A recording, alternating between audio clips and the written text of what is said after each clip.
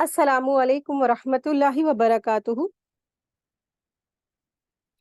الصراط المستقیم کورس میں آپ سب کو خوش آمدید ہے۔ اہلاً و سہلاً مرحبا۔ آج کا ہمارا نیو لیسن ہے پارا 29، 29واں پارا تبارک الذی کے نام سے موسوم ہے۔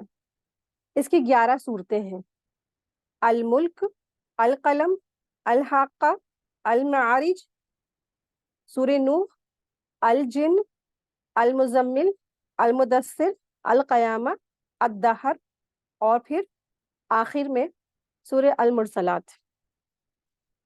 نحمدہ ونصلی علی رسولہ الکریم، اما بعد فاعوذ باللہ من الشیطان الرجیم، بسم اللہ الرحمن الرحیم، رب اشرح لی صدری ویسر لی امری واحلل عقدۃ من لسانی یفقہوا قولی، ربی زدنا علما، آمین یا رب العالمین۔ بسم اللہ الرحمن الرحیم، تبارک الذی بیدہ الملک وہو علی کل شیء قدیر۔ اللہ تعالیٰ کے نام سے شروع، جو بہت رحم کرنے والا نہایت مہربان ہے۔ وہ ذات بڑی برکت ہے، بڑی ہی بابرکت والی ہے، جس کے ہاتھ میں بادشاہی ہے اور ہر وہ چیز پر خوب قادر ہے۔ یعنی اللہ تبارک تعالیٰ کیا ہے؟ بہت بابرکت والی ذات ہے اور انہی کے ہاتھ میں بادشاہت ہے، اور اللہ ہی تبارک تعالیٰ ہر چیز پر خوب ہی قادر ہے۔ تو الملک کے معنی کیا ہے؟ اس کا جو ملک ہے، سورہ ملک، اس کا معنی، ملک کے معنی کیا ہے؟ حکومت اور سلطنت کے ہیں، جو کہ اس سورہ کی پہلی آیت میں مضمون آیا ہے کہ پوری کائنات کی جو بادشاہت ہے اللہ تبارک تعالیٰ ہی کے ہاتھوں میں ہے۔ اسی مناسبت سے اس سورہ کا نام بھی کیا ہے؟ الملک ہے۔ اللہ تبارک تعالیٰ نے اس میں فرمایا ہے کہ کیا ہے؟ اللہ تبارک تعالیٰ کی جو ذات ہے بہت ہی بابرکت ہے۔ تو تبارکہ لفظ سے آغاز ہوا ہے، تو تبارکہ برکہ سے ہے، جس کے معنی ہوتے ہیں بڑھوتری اور ذاتی کے ہیں۔ یعنی اللہ تبارک تعالیٰ کی وہ ذات ہستی ہے جس میں کیا ہوتی ہے؟ برکتیں برکتیں ہوتی چلی جاتی، یعنی بڑھتی ہے، پھلتی ہے، پھولتی ہے اور پھیلتی ہے۔ ٹھیک ہے؟ انسانوں کے اندر کیا ہے؟ مخلوق کے اندر کیا ہے کہ ان کے اندر وہ ذات ہے کہ وہ گھٹتی چلی جاتی ہے، دن پر دن گھٹ رہی ہے۔ کسی چیز کی بھی ایج لے لیں یا کوئی پتھر ہی لے لیں، اس کی بھی کیا ہے؟ ایک عمر ہوتی، وہ گھٹ جاتا ہے۔ کوئی کسی چیز کی بھی، یہ دنیا بھی کیا ہے؟ دنیا کی کوئی بھی چیز لے لیں یا کائنات کی کوئی بھی چیز لے لیں، ایک سورج ہے، سورج کی بھی بتا دی گئی اتنی لائف ہے نا؟ تو یہ مخلوق ہونے کی ان کی کیا ہے؟ یہ کوالٹی ہے۔ لیکن رب وہ ہوتا ہے، ملک مالک وہ ہوتا ہے جو کیا ہے؟ اس کی ذات میں ہمیشہ بڑھوتری ہوتی چلی جاتی ہے، برکتیں ہوتی چلی جاتی ہیں۔ تو اللہ تعالیٰ وہ ہستی ہے، وہ بادشاہی ہے کہ اس کے ہاتھ میں کیا ہے؟ ہر چیز پر وہ قادر ہے، اسی کے ہاتھ میں بادشاہت ہے، اسی، اور وہی ہر چیز کے اوپر قادر ہے۔ وہی جس نے موت اور حیات کو پیدا کیا ہے تاکہ وہ تمہیں آزمائے کہ تم میں سے کون عمل میں زیادہ اچھا ہے، اور وہ زبردست ہے، خوب بخشنے والا ہے۔ یعنی اللہ سبحانہ تعالیٰ فرما رہے ہیں تم میں سے کون اچھے طریقے سے نیک عمل کرتا ہے، جو کہ صرف اللہ تعالیٰ کی رضا کے لیے حضرت محمد صلی اللہ علیہ وسلم کی سنت کے مطابق ہو۔ یعنی اللہ تبارک تعالیٰ نے زندگی اس لیے بنائی تاکہ انسانوں کو آزمایا جائے، ان کا امتحان لیا جائے کہ کون احسن عمل کرے گا۔ اللہ تعالیٰ نے ساری کائنات بنائی اور اس میں سب سے بہترین جنت بنائی، پھر اس جنت کے لیے انسانوں کو پیدا کیا، لیکن اس سے پہلے اس کا امتحان لینے کے لیے یہ دنیا بنائی تاکہ اللہ تبارک تعالیٰ دیکھے کہ کون ہے اس جنت میں جانے کے قابل اور کون ہے وہاں نہیں جانے کے قابل۔ تو یہ دونوں چیزیں ہی کیا ہے؟ اللہ تبارک تعالیٰ نے بنائی ہیں، یعنی کہ کیا ہے؟ جنت اور جہنم، تاکہ اللہ تبارک تعالیٰ دیکھے کہ اس میں سے کون احسن عمل کرتا ہے اور کون جو ہے نکمے عمل کرتا ہے۔ تو بہترین جنت جو ابھی اللہ تبارک تعالیٰ نے جو بنائی ہے، تو اس میں جانے کے لیے احسن عمل کی ضرورت ہے۔ تو احسن عمل کے ذریعے ہی انسان جنت میں جا سکتا ہے، اور احسن عمل کی جو، یعنی کہ جنت میں جانے کے لیے جو احسن عمل کی ضرورت ہے، تو احسن عمل کے لیے کیا چاہیے انسان کو؟ 2 شرائط ہے احسن عمل کی۔ پہلا ہے اخلاص اور دوسرا ہے سنت. یعنی احسن عمل کی جو قبولیت ہے اللہ کی بارگاہ میں وہ تبھی قبول ہو سکتے ہیں جس میں صرف اور صرف خالص اللہ کے خاطر کیا جائے, اور دوسرا یہ کہ طریقہ رسول صلی اللہ علیہ وسلم ہو, ورنہ وہ کیا ہے, احسن عمل وہ ریجیکٹ ہے. اور پھر احسن عمل قبول ہونے کی یہ بھی ہے کہ انسان کے پاس کیا ہو, ایمان ہونا ضروری ہے.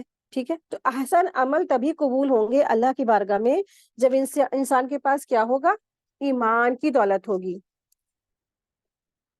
اور سورہ ملک کی جو فضیلت ہے اس میں کافی احادیثیں آئی ہیں. ایک حدیث میں آتا ہے کہ رسول اللہ صلی اللہ علیہ وسلم نے ارشاد فرمایا, اللہ تبارک تعالیٰ کی جو کتاب, اللہ کی جو کتاب میں ہے نا, ایک سورت ایسی ہے جس میں 30 آیات ہیں. یہ آدمی کی سفارش کرے گی یہاں تک کہ اس کو بخش دیا جائے گا. قرآن مجید کی ایک سورت, ایک اور حدیث میں آتا ہے قرآن مجید کی ایک سورت ایسی ہے جو اپنے پڑھنے والے کی طرف سے لڑے گی حتیٰ کہ اسے جنت میں داخل کروا دے گی. تو یہ جو سورہ ملک ہے اس کی بڑی فضیلت ہے. اس کو انسان کیا کرے, حفظ کر دے, یاد کر ڈالے. یعنی پھر آپ دیکھیں کہ ڈیلی انسان اپنا معمول بنا لے اس کو یاد کرنے کا, اس کو حفظ کرنے کا. جو چاہتا ہے کہ مجھے اللہ تبارک تعالیٰ قبر کے عذاب سے محفوظ رکھے تو اسے چاہیے کہ وہ اس سورہ ملک کو روز رات میں عشاء کے بعد پڑھ کے سوئے, اور دھیرے دھیرے کیا ہوگا, اس کو آٹومیٹکلی وہ یاد بھی ہو جائے گی. اور اگر وہ قدرت رکھ سکتا ہے تو 5 آیتیں یا 2 آیتیں اس کی حفظ کر ڈالے تو 30 آیتیں ہیں. تو اس کو جو بھی شخص اس سورہ کو یاد کر لے گا تو اس کے اوپر قبر کا عذاب نہیں ہوگا. پھر اللہ تبارک تعالیٰ فرما رہے ہیں نا, کائنات میں اللہ تبارک تعالیٰ نے جو یہ کائنات پوری بنائی ہے اور اس تدبیر اور نظام اور فرما واری سے کے تمام اختیارات اسی کے ہاتھ میں ہیں, اور اسی کی قدرت لامحدود ہے, اور جو وہ چاہے کر سکتا ہے. انسانوں کے لیے اس نے موت اور زندگی کا سلسلہ جاری فرمایا ہے.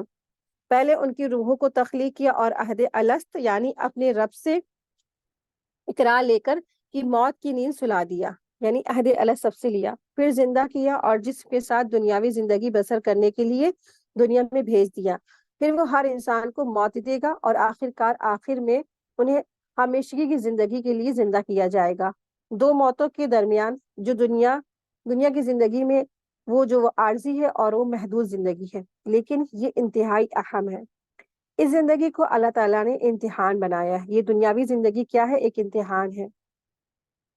تو جس نے دنیا کی زندگی اللہ کے احکامات کے مطابق اچھے اعمال کرتے ہوئے گزاری, وہ آخرت کی ہمیشگی کی زندگی میں جنتوں کی نعمتوں سے سرفراز ہوگا. اس کے اپوزٹ, جس نے دنیا کی زندگی میں اللہ کے احکامات کا پاس نہ کیا, فرما برداری نہیں کی, تو وہ جہنم کے ہمیشگی کے عذاب میں دوچار ہو جائے گا. تو یہ اکثر لوگوں کے دل میں خیالات آتا ہے نا کہ یہ کیوں اللہ نے دنیا بنائی, کیوں یہاں اس طریقے سے اللہ تبارک تعالیٰ نے موت و زندگی رکھی. موت و زندگی انسان کی زندگی میں جب آتی ہے, کسی کی موت آتی, کوئی عزیز قریب رشتے دار دنیا سے چلا جاتا ہے, ہم سب کہیں نہ کہیں اس غم سے جوجھ چکے ہوں گے, اور کوئی نہ کوئی ہم سب کا اپنا اس دنیا سے گیا ہی ہوگا. آپ سب جانتے ہی ہیں کہ جو دنیا میں آیا ہے جائے گا ضرور. تو ہم سب کہیں نہ کہیں ٹیسٹ ہم سب کا ہوا ہے کہ کوئی عزیز قریب اس دنیا سے گیا ہے. تو جب بھی کوئی عزیز قریب دنیا سے جاتا ہے نا, تو وہ کیا ہے, موت ہوتی ہے. اور پھر زندگی کس طریقے سے ہوتی ہے, کوئی دنیا میں ہمارا عزیز قریب دنیا میں آتا ہے, ہمارا کوئی بھائی ہے, بہن ہے, بیٹا ہے, بیٹی ہے, ناتی ہے, پوتا ہے. تو اللہ تبارک تعالیٰ فرما رہے ہیں کہ ہم نے یہ پیدائش اور یہ موت بنائی اسی لیے تاکہ تمہاری آزمائش کیا جائے. تو یہ اسی لیے بنائے گئے تاکہ انسان کو ٹیسٹ کیا جائے, تاکہ اس کا ایگزام ہی لیا جائے, تاکہ یہ پھر اللہ تبارک تعالیٰ دیکھیں گے کہ ٹاپرز کون ہیں, کون ٹاپرز ہیں, کون جو ہے اعتدال والے ہیں, پھر کون سب سے خراب اعمال والے ہیں. اسی کے حساب سے اس کو جو ہے بدلہ دے دیا جائے گا. پھر اللہ سبحانہ تعالیٰ فرما رہے آیت 3 میں دیکھیں, وہی ہے یعنی اللہ سبحانہ تعالیٰ کی وہ ذات ہے جس نے 7 آسمان اوپر نیچے پیدا کیے ہیں. تو رحمان کی تخلیق میں کوئی توافت نہیں دیکھے گا. اور پھر نگاہ ڈال یعنی نظر ڈال, کیا تجھے کوئی درار دکھتا ہے؟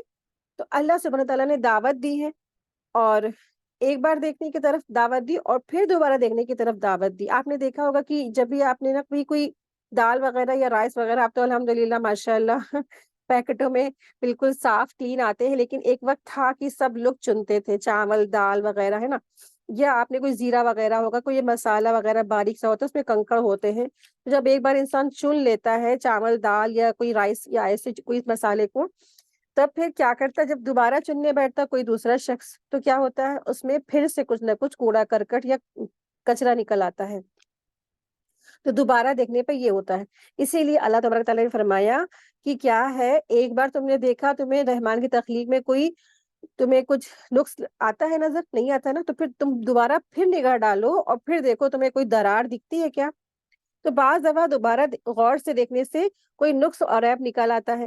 اللہ تعالیٰ نے دعوت دی ہے کہ بار بار دیکھ کر یہاں کو دیکھو، اپنی نظروں کو دوڑاؤ، تمہیں کیا کوئی شغاف یا کوئی ہول یا تمہیں کوئی درار نظر آتا ہے آسمانوں میں.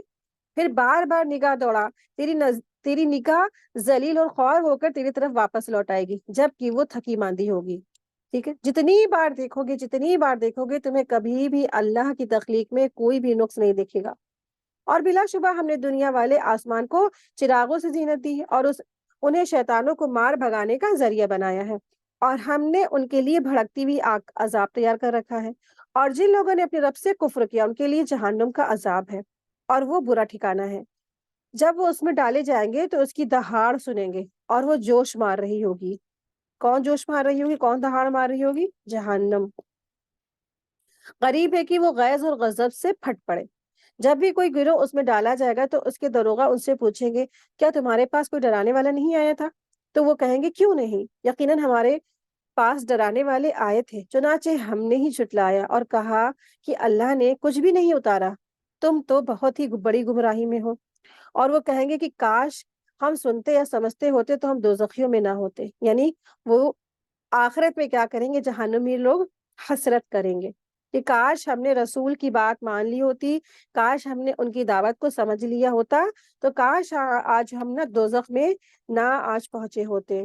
تو ایسا نہیں کہ ہمیشہ کفر کرنے والے ہی جہنم میں ہاکے جائیں گے. بہت سارے ایسے مسلمان ہوں گے جنہوں نے اللہ کے قرآن کو کبھی سمجھ کے نہیں پڑھا، بس اس کو ایک ایسی بس عربی کے ٹیکسٹ میں تلاوت کیا اور بس اجر اور ثواب زیادہ پانے کی نیت سے اس کو زندگی بھر پڑھتے رہے، کبھی اللہ کی کتاب کو سمجھا نہیں کہ اللہ نے اس میں کیا احکامات دیے ہیں، کن باتوں سے اللہ تبارک تعالیٰ نے کرنے کا حکم دیا ہے اور کن چیزوں سے اللہ نے منع کیا ہے. تو پھر آخرت میں ایسے ہی لوگ کیا ہے، انہی کا پچھتاوا بہت زیادہ ہوگا، حسرت بہت زیادہ ہوگی. آیت دیکھیں، آیت نمبر 11.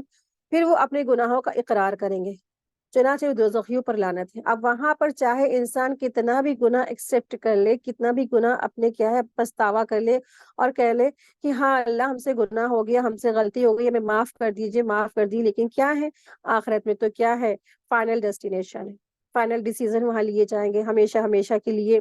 جو کچھ بھی ہوگا، جس نے جو کمایا ہوگا، اس کے اعمالوں کا صرف جزا دیا جائے گا، نہ کہ وہاں پہ کیا ہے سدھار کا موقع. تو کوئی سدھرنے کی جگہ نہیں وہاں پہ، سدھار کی جو اصلاح کی جگہ بس وہ دنیا ہی تک کی محدود ہے. تو اللہ تبارک تعالیٰ فرمائیں گے بس کیا ہے، دوزخیوں پر لعنت ہے. بے شک جو لوگ اپنے رب سے بن دیکھے ڈرتے تھے، یعنی کہ جو غیب پر ایمان لائے. اب یہاں پر سے ایمان والوں کے بارے میں بات ہو رہی ہے. بے شک جو لوگ اپنے رب سے بن دیکھے ڈرتے ہیں ان کے لیے مغفرت ہے اور بہت بڑا اجر ہے. اور تم اپنی بات چھپا کر کہو یا پکار کر کہو، بے شک وہ سینوں کے راز جانتا ہے. بھلا وہ نہ جانے گا جس نے سب کو پیدا کیا ہے اور وہ بہت باریک بین باخبر ہے. وہی ہے جس نے زمین کو تمہارے تابع کر دیا، لہذا تم اس کی راہوں پر چلو اور اللہ تعالیٰ کے دیے ہوئے رزق میں سے کھاؤ، اور اسی طرح کی اسی کی طرف تمہارا لوٹنا ہوگا.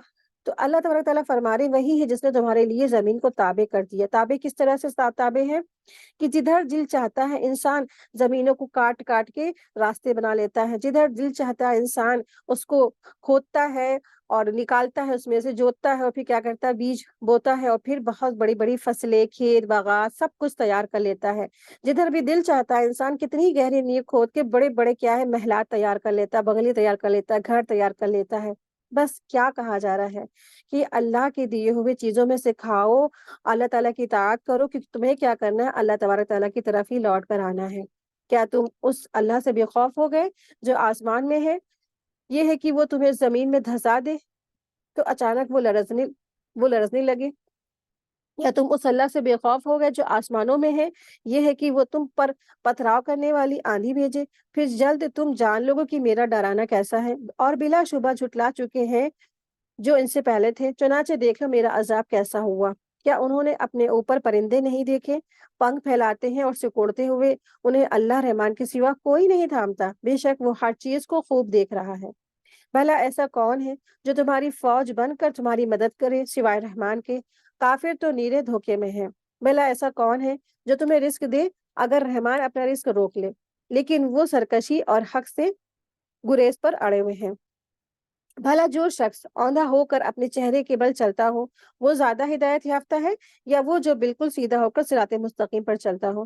تو اللہ سبحانہ تعالیٰ فرما رہے ہیں، مثال سے بات سمجھا رہے ہیں نا، ایک انسان جو ہوتا ہے ان سب چیزوں کو آسانی سے سمجھ سکتا ہے کہ ایک بھلا وہ شخص جو الٹا ہو کر سر کے بل جو ہے نا، یعنی کہ اس کے سر نیچے ہے اور پیر اوپر ہے، اور آدھا ہو کر اگر وہ اپنے چہرے کے بل چلتا ہے، تو اللہ سبحانہ تعالیٰ فرما رہے ہیں کیا وہ شخص زیادہ ہدایت یافتہ ہے؟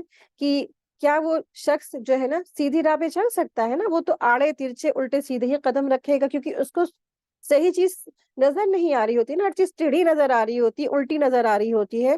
اور پھر دوسرا وہ شخص جو بالکل سیدھا ہے، پیروں کے اوپر کھڑا ہوا ہے، سر اس کا پورا اوپر ہے، اور جیسے ہم سب کھڑے ہوتے ہیں اس طریقے سے، اور پھر وہ صراط مستقیم پر چلتا ہے نا، جس کے عقل درست ہے، جس کا سب کچھ درست ہے اور صراط مستقیم پر ہے، اور بھلا وہ شخص جو بھی الٹا ہو کر ٹیڑھا ہو کر چلتا ہے، تو دونوں برابر نہیں ہو سکتے نا۔ اور پھر اللہ سبحانہ تعالیٰ یہاں پر انسان کو غور فکر دلا رہے ہیں، تو ان دونوں میں سب سے زیادہ کون ہدایت یافتہ مانا جائے گا نا؟ جو سیدھا ہو کر صراط مستقیم پر چل رہا ہے نا، تو وہی تو ہدایت یافتہ ہوگا۔ تو جس میں کوئی ٹیڑھ اور راہ سے ہٹنا نہ ہو، اور اس کو آگے اور دائیں اور بائیں بھی نظر آتا ہو، تو ظاہر ہے نا کہ یہ شخص اپنی منزل مقدوس کو یعنی کہ مقصود کو پہنچ جائے گا۔ جو شخص سیدھا ہو کر صراط مستقیم پر چل رہا ہے تو اپنی منزل مقصود تک پہنچ جائے گا نا، یعنی اللہ تعالیٰ کی اطاعت سیدھا راستہ اپنانے والا آخرت میں کامیاب ہوگا۔ اور جو شخص الٹا الٹا چل رہا ہے، وہ اپنے منزل مقصود تک نہیں پہنچ سکتا، وہ کیا ہے ٹیڑھے ٹیڑھے راستے میں جا کے آخر کار ہو سکتا گیری بھی پڑے اور کہیں اس کے چوٹ بھی آ جائے۔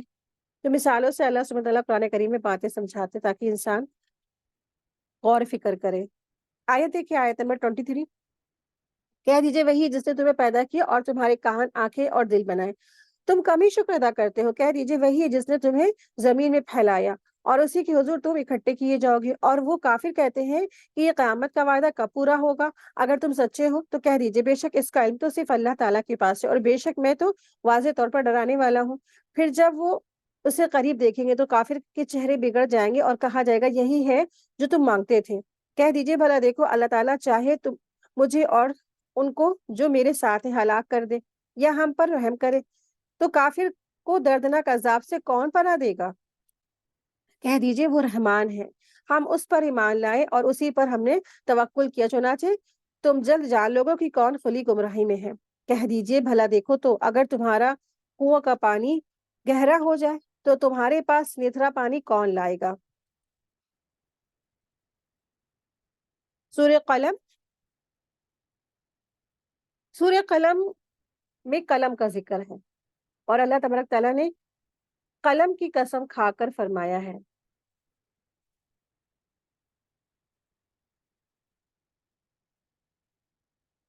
اور سورہ قلم، قلم کے معنی کیا ہوتے؟ پین، جسے ہم لوگ کہتے ہیں نا پین، اسی کے معنی ہے قلم۔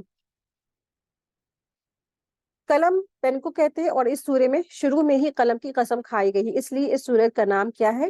اسی وجہ سے اس سورہ کا نام بھی قلم ہے۔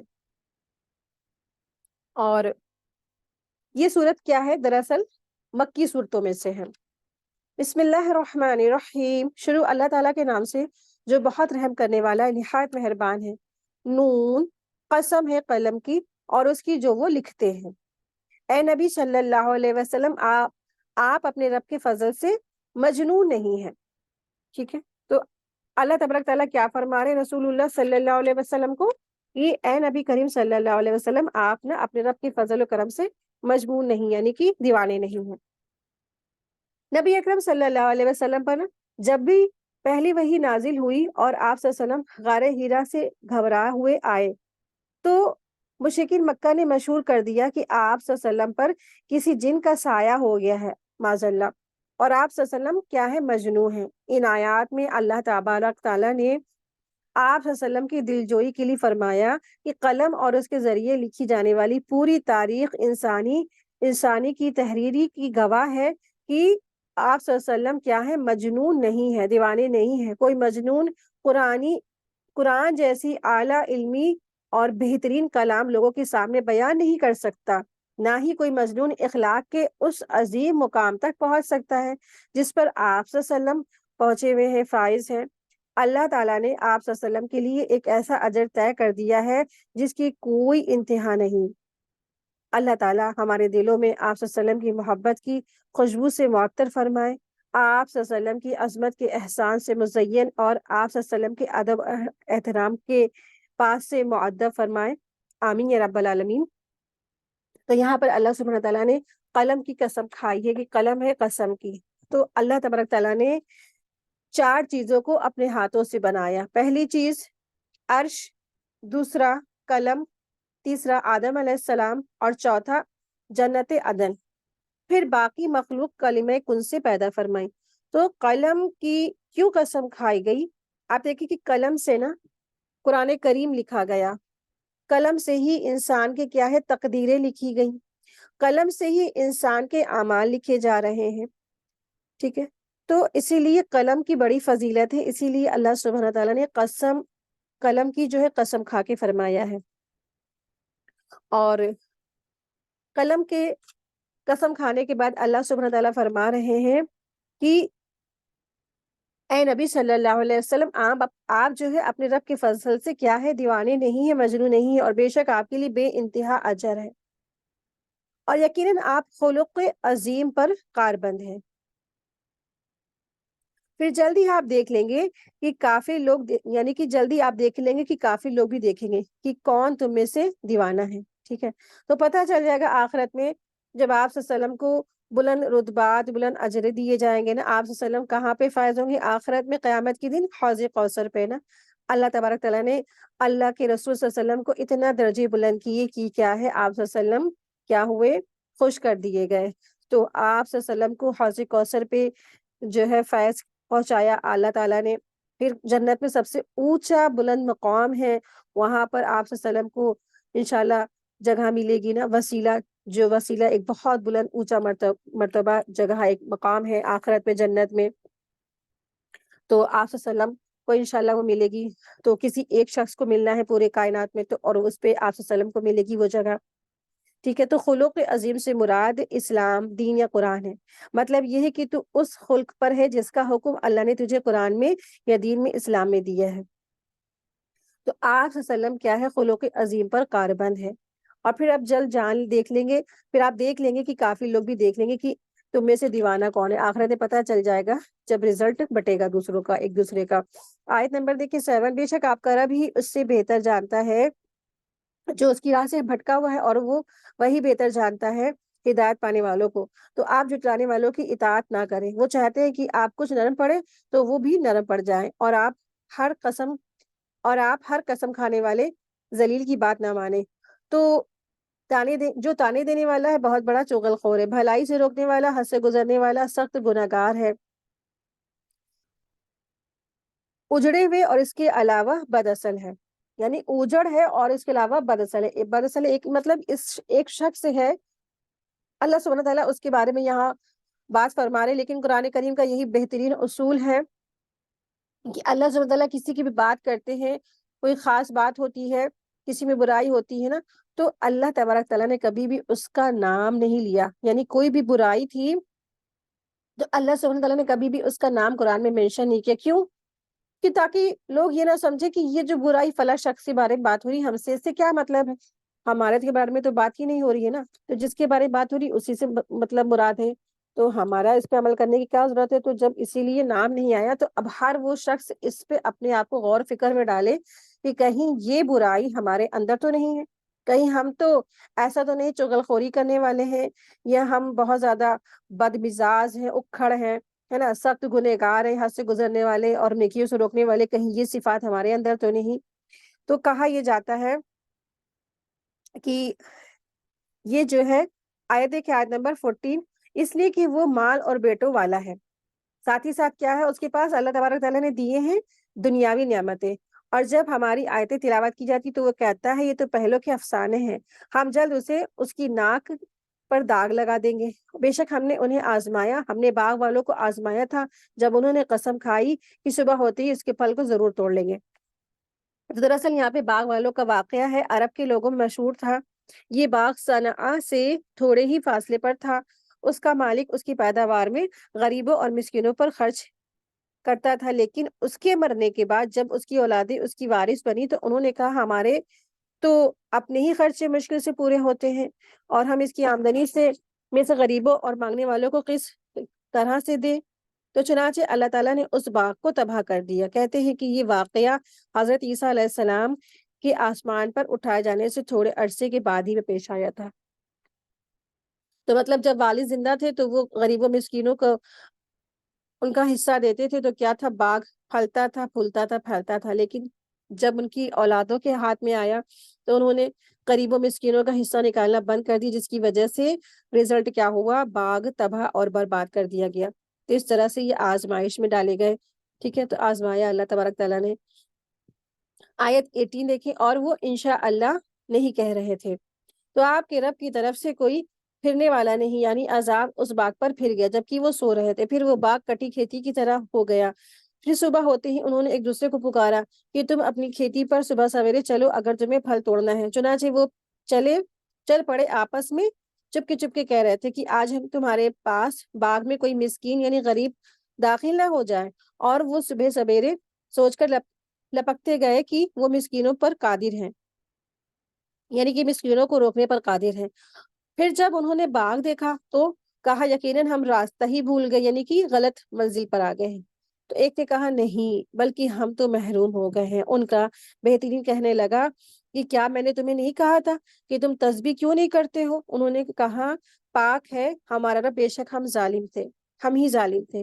پھر جب ایک دوسرے کی طرف منہ کر کے ملامت کرنے لگے اور کہنے لگے ہائے ہم پر افسوس، بے شک ہم ہی سرکش تھے، شاید ہمارا رب بدلے میں اس سے بہتر ہمیں دے، بے شک ہم اپنے رب کی طرف رغبت کرنے والے ہیں۔ اسی طرح ہوتا ہے عذاب، اور آخرت کا عذاب تو سب سے بڑا ہے، کاش انہیں علم ہوتا۔ بے شک متقی لوگوں کے لیے ان کے رب کے یہاں نعمت کے باغ ہے۔ کیا پھر ہم مسلمانوں کو مجرموں کے برابر ٹھہرائے؟ تمہیں کیا ہوا ہے؟ تم کیسے فیصلے کرتے ہو؟ کیا تمہارے پاس کوئی خطاب ہے جس میں تم پڑھتے ہو؟ کیا تمہارے پاس کوئی کتاب ہے جس میں تم پڑھتے ہو اور کہ اس کتاب میں تمہاری منمانی باتیں ہوں؟ کیا تم نے ہم سے قیامت کے دن میں تک پہنچنے والی قسمیں لی ہیں اور تمہارے لیے وہ ہوگا جو تم فیصلے کرو گے؟ تو ان سے پوچھیے کہ ان میں کون اس کا ذمہ لیتا ہے؟ کیا ان کے کوئی شریک ہے؟ تو چاہیے کہ وہ اپنے شریک لے آئے اگر وہ سچے ہیں۔ جس دن پنڈلی کھول دی جائے گی اور انہیں سجدے کے لیے بلایا جائے گا تو وہ سجدہ نہیں کر سکیں گے، یعنی جو قیامت کا دن ہوگا اللہ سبحانہ تعالیٰ اپنی پنڈلی کھول دیں گے، تو پنڈلی سے مراد وہ پنڈلی نہیں نعوذ باللہ جیسے انسانوں کی ہوتی ہے، اللہ عالم، یہ اللہ بہتر جانتا ہے یہ کیسی ہوگی پنڈلی، ٹھیک ہے۔ تو اللہ تبارک تعالیٰ اس سے مراد کیا، اللہ تبارک تعالیٰ اپنا کوئی ایک حصہ کھول دیں گے جس کو دیکھ کے ساری دنیا قیامت کے دن کیا ہو جائے گی، سجدے میں گر جائے گی، سب سجدہ ریز ہو جائیں گے، لیکن کچھ لوگ ہیں اس دن سجدہ نہیں کر سکیں گے۔ کیوں؟ کیونکہ وہ دنیا میں سجدہ کرتے تھے لیکن اس دن سجدہ نہیں کر سکیں گے۔ تو کیوں نہیں کر سکیں گے؟ کیونکہ ان کی جو نمازیں تھی، ان کی جو صلات تھی، ان کے جو سجدے تھے وہ صرف دکھاوے والے تھے، ٹھیک ہے، دکھاوے اور ریاکاری والے تھے، لوگوں کے لیے تعریف کے لیے وہ نمازیں پڑھتے تھے، سجدہ کرتے تھے، لیکن قیامت کے دن وہ چاہیں گے کہ جھک جائے اللہ کے آگے سجدہ کر لے تو وہ نہیں کر سکیں گے، ان کی نظریں جھکی ہوں گی اور ان پر ذلت چھا رہی ہوگی، اور تحقیق دنیا میں انہوں نے سجدے کے لیے بلایا جاتا تھا جبکہ وہ صحیح سالم تھے، یعنی اس سے پتہ چلتا ہے کہ وہ نماز ہی نہیں پڑھتے تھے، یا نماز پڑھتے تھے ڈیلے کر دیتے تھے، یا دکھاوے کے لیے نماز پڑھتے تھے، صحیح سالم ہونے کے باوجود بھی کیا نماز تو پڑھ لیتے تھے لیکن کیا ان کی نماز میں ریاکاری شامل تھی۔ تو اللہ سبحانہ تعالیٰ فرما رہے آیت 44 دیکھیں، لہذا چھوڑ دیجئے مجھے اور اس کو جو اس حدیث کو یعنی قرآن کریم کو جھٹلاتا ہے۔ تو یہاں پر حدیث سے مراد کیا ہے؟ قرآن کریم ہے، ٹھیک ہے۔ تو ہم نے انہیں آہستہ آہستہ تباہی کی طرف لے جائیں گے، اور اسی طرح ہم انہیں اسی طرح کی انہیں علم تک کی نہ ہوگا، اور میں انہیں ڈھیل دیتا ہوں، بے شک میری تدبیر انتہائی پختہ ہے۔ اے نبی صلی اللہ علیہ وسلم، کہ آپ ان سے اجر مانگتے ہیں تو وہ جو تاوان کے بوجھ سے دبے جا رہے ہیں، کیا ان کے پاس غیب کا علم ہے تو وہ اس سے لکھ لاتے ہیں؟ چنانچہ آپ اپنے رب کے حکم کے لیے صبر کریں اور مچھلی والے یعنی حضرت یونس علیہ السلام کی طرح نہ ہوں، جب اس نے اللہ کو پکارا تھا جبکہ وہ غم سے بھرا ہوا تھا۔ یعنی اللہ سبحانہ تعالیٰ فرما رہے ہیں کہ آپ صبر کریے اور مچھلی والے حضرت یونس علیہ السلام کی طرح نہ ہو، تو اس سے مراد کیا ہے؟ یعنی انہوں نے اپنی قوم کی جھٹلانے کی روش یعنی چلن کے طریقے کو دیکھتے ہوئے جلد بازی سے کام لیا اور اللہ کے فیصلے کے بغیر ہی خود ہی اپنی قوم کو چھوڑ کر ہجرت کر لی تھی۔ ٹھیک ہے، تو اللہ سبحانہ تعالیٰ نے منع فرما دیا کہ آپ یونس علیہ السلام کے جیسے مت ہو جائیے گا کہ بغیر اللہ کے حکم کے بغیر آپ وہاں سے مکہ سے ہجرت کر لیں یا جلد بازی کر لیں کسی معاملے میں۔ اور پھر کیا تھا، انہوں نے پکارا اپنے رب کو غم سے بھرے ہو کر، آیت دیکھیں آیت نمبر 49، اور اگر اس کے رب کا احسان اس سے نہ سنبھالتا تو وہ چٹیل میدان میں پھینکا جاتا جبکہ وہ مذموم یعنی بری حالت میں ہوتا۔ پھر اس کے رب نے اس سے نوازا اور اس کو نیک لوگوں میں شامل کیا۔ یوں لگتا ہے کہ جیسے کافر اپنی بری نظروں سے آپ کو پھسلا دیں گے، جبکہ وہ یہ ذکر یعنی قرآن سنتے ہیں اور کہتے ہیں کہ بے شک یہ تو یقیناً دیوانہ ہے، اور یہ قرآن تو سب جہان والوں کے لیے نصیحت ہے۔ تو یہاں پر اللہ سبحانہ تعالیٰ فرما رہے آیت نمبر 51 میں، یوں لگتا ہے جیسے کافر آپ اپنی نظروں میں کیا ہے، کافر اپنی بری نظروں سے آپ کو پھسلا دیں گے۔ تو نظروں کا یہاں پہ ذکر کیا گیا ہے، ٹھیک ہے۔ تو یعنی اگر تجھے اللہ تعالیٰ کی حمایت اور حفاظت حاصل نہ ہوتی تو ان کافروں کی حسد بھری نظروں سے آپ کو بری طرح کیا شکار ہو جاتے، یعنی ان کی جو نظر آپ کو لگی جاتی۔ تو امام ابن کثیر رحمۃ اللہ علیہ نے اس کا یہی مطلب بیان فرمایا ہے۔ وہ یہ لکھتے ہیں کہ یہ اس بات کی دلیل ہے کہ نظر لگ جانا اور اس کا دوسروں پر اللہ کے حکم سے اثر انداز ہونا بھی کیا ہے، حق ہے۔ یعنی نظر لگتی ہے، اور نظر کسی کی اگر کسی کے اوپر اثر بھی ہوتی ہے تو بھی اللہ تبارک تعالیٰ کے حکم سے ہے، اور نظر کا لگنا کیا ہے، برحق ہے، جیسا کہ بہت ساری حدیثوں سے ثابت بھی ہے، اور حدیثوں سے اس سے بچنے کے لیے دعائیں بھی بیان فرمائی گئی ہے نا۔ اور یہ بھی تاکید کی گئی ہے قرآن میں کہ جب تمہیں کوئی چیز اچھی لگے، پیاری لگے، خوشگوار لگے تو کیا کرنا ہے، خوبصورت لگے تو ماشاء اللہ لا قوت الا باللہ کہنا، اور پھر یا بارک اللہ کہا کرو تاکہ اس چیز کو نظر نہ لگے۔ سورہ الحاقہ، حاقہ کے معنی ہوتے ہیں ایسی یقینی چیز جو یقینی طور پر واقع ہو کر رہے گی، ٹھیک ہے۔ اور حاقہ یعنی قیامت کو بھی کہتے ہیں، قیامت کو بھی حاقہ کہتے ہیں۔ قیامت کے کئی ناموں میں سے ایک نام حاقہ ہے، یعنی واقع ہونے والی، یقینی طور پر ہو کر رہنے والی۔ تو اس صورت میں بھی قیامت کی ہولناکیوں کا نقشہ کھینچا گیا ہے۔ آخرت کو جھٹلانے والوں کا عبرتناک ذکر اس سورے میں بیان کیا گیا ہے۔ خاص کر کے قیامت کی ہولناکیوں کی ذکر کی وجہ سے بھی اس سورے کا نام کیا ہے، الحاقہ ہے۔ بسم اللہ الرحمن الرحیم، شروع اللہ تعالیٰ کے نام سے جو بہت رحم کرنے والا نہایت مہربان ہے۔ ثابت ہونے والی، کیا ہے ثابت ہونے والی؟ اور آپ کو کس نے خبر دی، کیا ہے ثابت ہونے والی؟ سمود اور عاد نے اس تہلکہ مچا دینے والی یعنی قیامت کو جھٹلایا، تو جو سمود تھے انتہائی اونچی خوفناک آواز سے ہلاک کیے گئے، اور جو عاد تھے وہ ٹھنڈی تند اور تیز بے قابو آندھی سے ہلاک ہوئے۔ اللہ تعالیٰ نے ان پر 7 راتیں اور 8 دن جڑ کاٹنے کے لیے مسلط کر رکھا تھا۔ پھر تم اس قوم کو پچھاڑے کیے ہوئے دیکھتے ہو گویا کہ کھجور کے کھکھلے تنے ہوئے ہوں۔ یعنی اللہ سبحانہ تعالیٰ نے عاد کے اوپر جو عذاب نازل فرمایا تھا وہ 7 راتیں اور 8 دن آیا، مسلسل ان کے اوپر ڈی فریزر ہوائیں چلتی رہی، اور لاسٹ میں کیا ہوا، یہ ایسے پڑے رہے جیسے کھجور کے جو تنے پڑے ہوتے کٹے، جڑ سے کٹے ہوئے، ویسے پڑے ہوئے کھکھل ہو کر۔ آیت 8 دیکھیں، پھر کیا آپ ان کی کوئی باقیات دیکھتے ہیں، یعنی کہ کچھ نشانیاں بچی کچھ ہی دیکھتے ہیں؟ اور فرعون اور جو اس سے پہلے تھے اور الٹائی گئی بستیوں والے گناہ کرتے تھے، پھر انہوں نے اپنے رب کے رسول کی نافرمانی کی تو اس رب نے انہیں نہایت سخت گرفت میں لے لیا۔ بے شک جب وہ پانی میں عفان آیا تو ہم نے تمہیں بہتی ناؤ میں سوار کیا تاکہ ہم تمہارے لیے اس عمل کو نصیحت بنا دے تاکہ یاد رکھنے والے کان اسے یاد رکھیں۔ پھر جب سور میں پھونک پھر جب سور میں ایک ہی پھونک مار دی جائے گی اور زمین اور پہاڑ اٹھا کر ایک ہی چوٹ سے ریزہ ریزہ کر دیے جائیں گے تو اس دن واقعی ہونے والی یعنی قیامت واقع ہو جائے گی، اور آسمان پھٹ جائے گا تو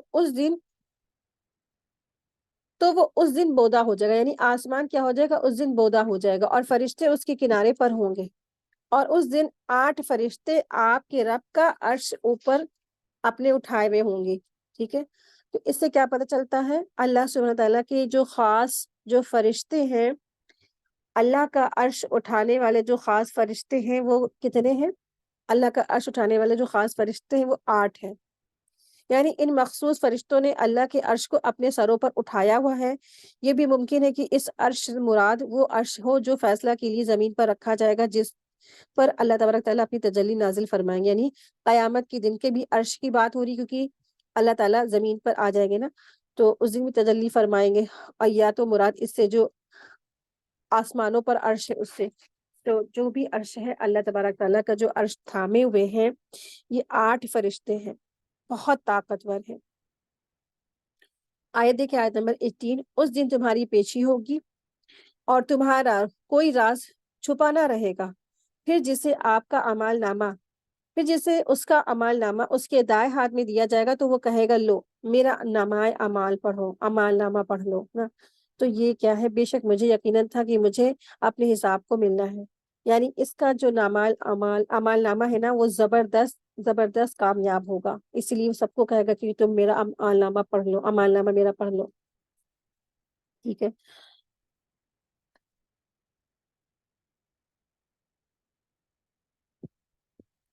اور آیت دیکھیں، آیت نمبر 21، چنانچہ وہ پسندیدہ زندگی میں ہوگا، بلند جنت میں اس کے پھل قریب جھکے ہوئے ہوں گے، کہا جائے گا مزے سے کھاؤ پیو اور ان اعمال کے بدلے جو تم نے گزرے دنوں میں آگے بھیجے تھے۔ اللہم ربنا جعلنا منہم، اللہ سبحانہ تعالیٰ ہم سب کو ان خوش نصیب لوگوں میں شامل فرمائے، آمین یا رب العالمین۔ آیت نمبر دیکھیں، آیت نمبر 25، اور جسے اس کا اعمال نامہ اس کے بائیں ہاتھ میں دیا گیا تو وہ کہے گا کاش مجھے میرا اعمال نامہ نہ دیا جاتا اور مجھے خبر نہ ہوتی کہ میرا حساب کیا ہے، کاش وہی موت فیصلہ کرنے والی ثابت ہوتی، مجھے میرے مال نے کچھ نہ فائدہ دیا، میری سلطانی مجھے سب کچھ چھن گئی مجھ سے، یعنی کہ بادشاہت اور مجھے مالکین تھی نا، تو مجھ سے سب کچھ چھن گیا، عہدہ طاقت قوت سب چھن گیا آج مجھ سے۔ حکم ہوگا کہ اسے پکڑو اور پھر توق ڈال دو، پھر اسے جہنم کی آگ میں جھونک دو، پھر ایک زنجیر میں اس کی پیمائش 70 گز ہے، اسے جکڑ دو، بے شک اللہ تعالیٰ عظیم پر ایمان نہیں لاتا تھا اور مسکین کو کھانا کھلانے پر شوق نہیں دلاتا تھا۔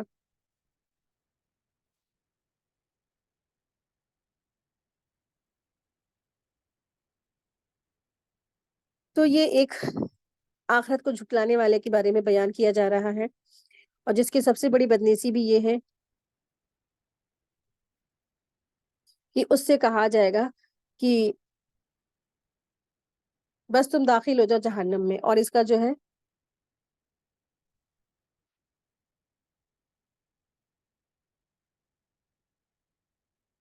اس کی سب سے بڑی بدنصیبی بھی کیا ہوگی کہ اس کا اعمال نامہ اس کے بائیں ہاتھ میں دیا گیا، ٹھیک ہے، یہی اس کی بدنصیبی بھی ہے، اور پھر اس کے اعمال نامہ ملنے کے بعد پھر وہ کیا ہے، لعنت ملامت کرنے لگے گا اور کہے گا کہ کاش میرا حساب نہیں لیا ہو گیا ہوتا، اور کاش مجھے موت ہی آ گئی ہوتی، ایسی موت کی ہمیشہ کی موت ہوتی، وہ دائمی موت ہوتی، کاش مجھے دوبارہ زندہ نہ کیا جاتا۔ تو بس کیا ہے، کاش اے کاش اے کاش کاش کاش کرتے ہوئے کیا ہے، یہ لوگ جہنم کی طرف جھونک دیے جائیں گے، اور ان کی زبردست کیا خرابی تھی کہ وہ ایمان نہیں لائے تھے، اور انہوں نے کیا نہیں کیا، نہ مسکین کو کھانا کھلاتے تھے، مسکین کو کھانا کھلانا کس میں آتا ہے، عمل صالحات میں، تو نہ ہی انہوں نے حقوق مطلب اللہ تعالیٰ کا حق ادا کیا، اور نہ ہی پھر انہوں نے بندوں کا حق ادا کیا۔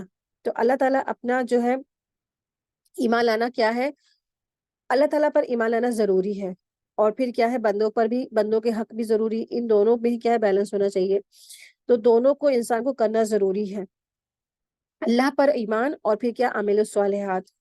تو اس نے دونوں ہی کام نہیں کیے. تو آخرت میں بتایا نا کہ جنت کس لیے تیار کی گئی ہے؟ تاکہ انسان ایمان اور عمل لے کر آئے. جس کے پاس ایمان یا عمل الصالحات ہے وہ بھی کیا ہے؟ فیل. جس کے پاس عمل الصالحات ہے ایمان نہیں، وہ بھی کیا ہے؟ فیل.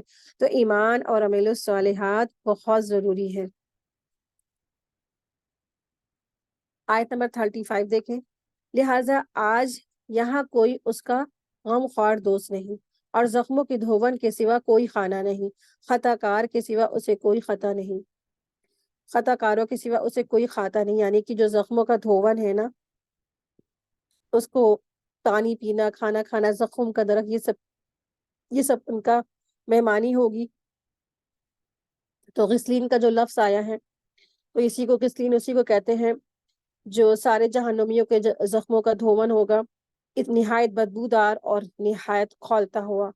اس کے علاوہ کوئی ان کی ویلکم ڈرنک نہیں ہوگا ان جہنمیوں کا، اور گناہ گاروں کے علاوہ اسے کوئی نہیں کھائے گا پیے گا. تو اللہ تبارک تعالیٰ سے دعا ہے کہ اللہ سبحانہ تعالیٰ ہم سب کو، ہمارے سارے رشتہ داروں کو، ہمارے بچوں، ہمارے والدین، ہم سب کو، سارے ایمان والوں کو اللہ تبارک تعالیٰ جہنم اور جہنم کی ہولناکیوں سے محفوظ فرمائے. اللہم اجرنا من النار، اللہم اجرنا من النار، اللہم اجرنا من النار، آمین یا رب العالمین. آیت دیکھیں، آیت نمبر 38. تو میں ان چیزوں کی قسم کھاتا ہوں جو تم دیکھتے ہو اور ان کی جو تم نہیں دیکھتے. بلا شبہ یہ قرآن رسول کریم کا قول ہے، اور یہ کسی شاعر کا قول نہیں. تم کم ایمان لاتے ہو، اور نہ یہ کسی کاہن یعنی غیب کا حال بتانے والے کا قول ہے. تم کم ہی نصیحت پکڑتے ہو. یہ تو رب العالمین کی طرف سے نازل شدہ ہے، اور اگر یہ ہم پر کوئی بات گڑ کر لگاتا تو یقیناً ہم اس کا دایاں ہاتھ پکڑ لیتے، پھر ہم اس کی شہرگ یعنی جو خاص جو انسان کی جان والی رگ ہے نا وہ کاٹ ڈالتے. یعنی اللہ تبارک تعالیٰ فرما رہے ہیں کہ اگر یہ رسول اپنی من سے کوئی ایک بھی بات کہتے تو اس سے پہلے کیا کرتے؟ ہم اس کی شہرگ کاٹ ڈالتے، مار ڈالتے. لیکن نہیں، آپ صلی اللہ علیہ وسلم نے کبھی بھی ایک لفظ اپنی مرضی سے نہیں کہا. یہاں تک کہ احادیث میں بھی اور لوگوں کو جو بھی مسئلے مسائل ہوتے تھے وہ سب کچھ اللہ تبارک تعالیٰ نے کہا کس کی مرضی سے فرمایا؟ اللہ رب العالمین کی مرضی سے فرمایا. جب اللہ تعالیٰ کا حکم آتا تھا تبھی آپ صلی اللہ علیہ وسلم فرماتے تھے. آیت نمبر 47 دیکھیں. پھر تم میں سے کوئی ایک بھی ہمیں اس سے روکنے والا نہ ہوتا، اور بلا شبہ یہ قرآن تو متقی لوگوں کے لیے نصیحت ہے. اور یقیناً ہمیں علم ہے کہ تم میں سے بعض اس کو جھٹلاتے ہو، اور یقیناً وہ جھٹلانا کافروں کے لیے حسرت کا ذریعہ ہے. اور بے شک یہ حق الیقین ہے، یعنی یقینی حق ہے. چنانچہ اپنے عظیم رب کے نام کی تسبیح کیجیے.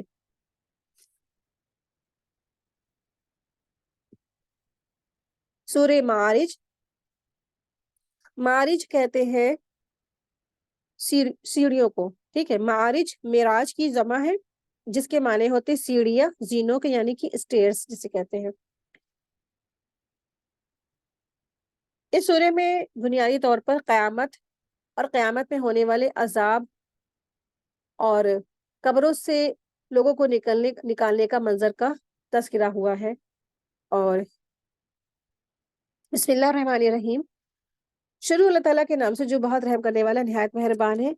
ایک سائل کے سوال یعنی کہ سوال کرنے والے نے عذاب مانگا جو واقع ہونے والا ہے، کافروں پر اسے ٹالنے والا نہیں.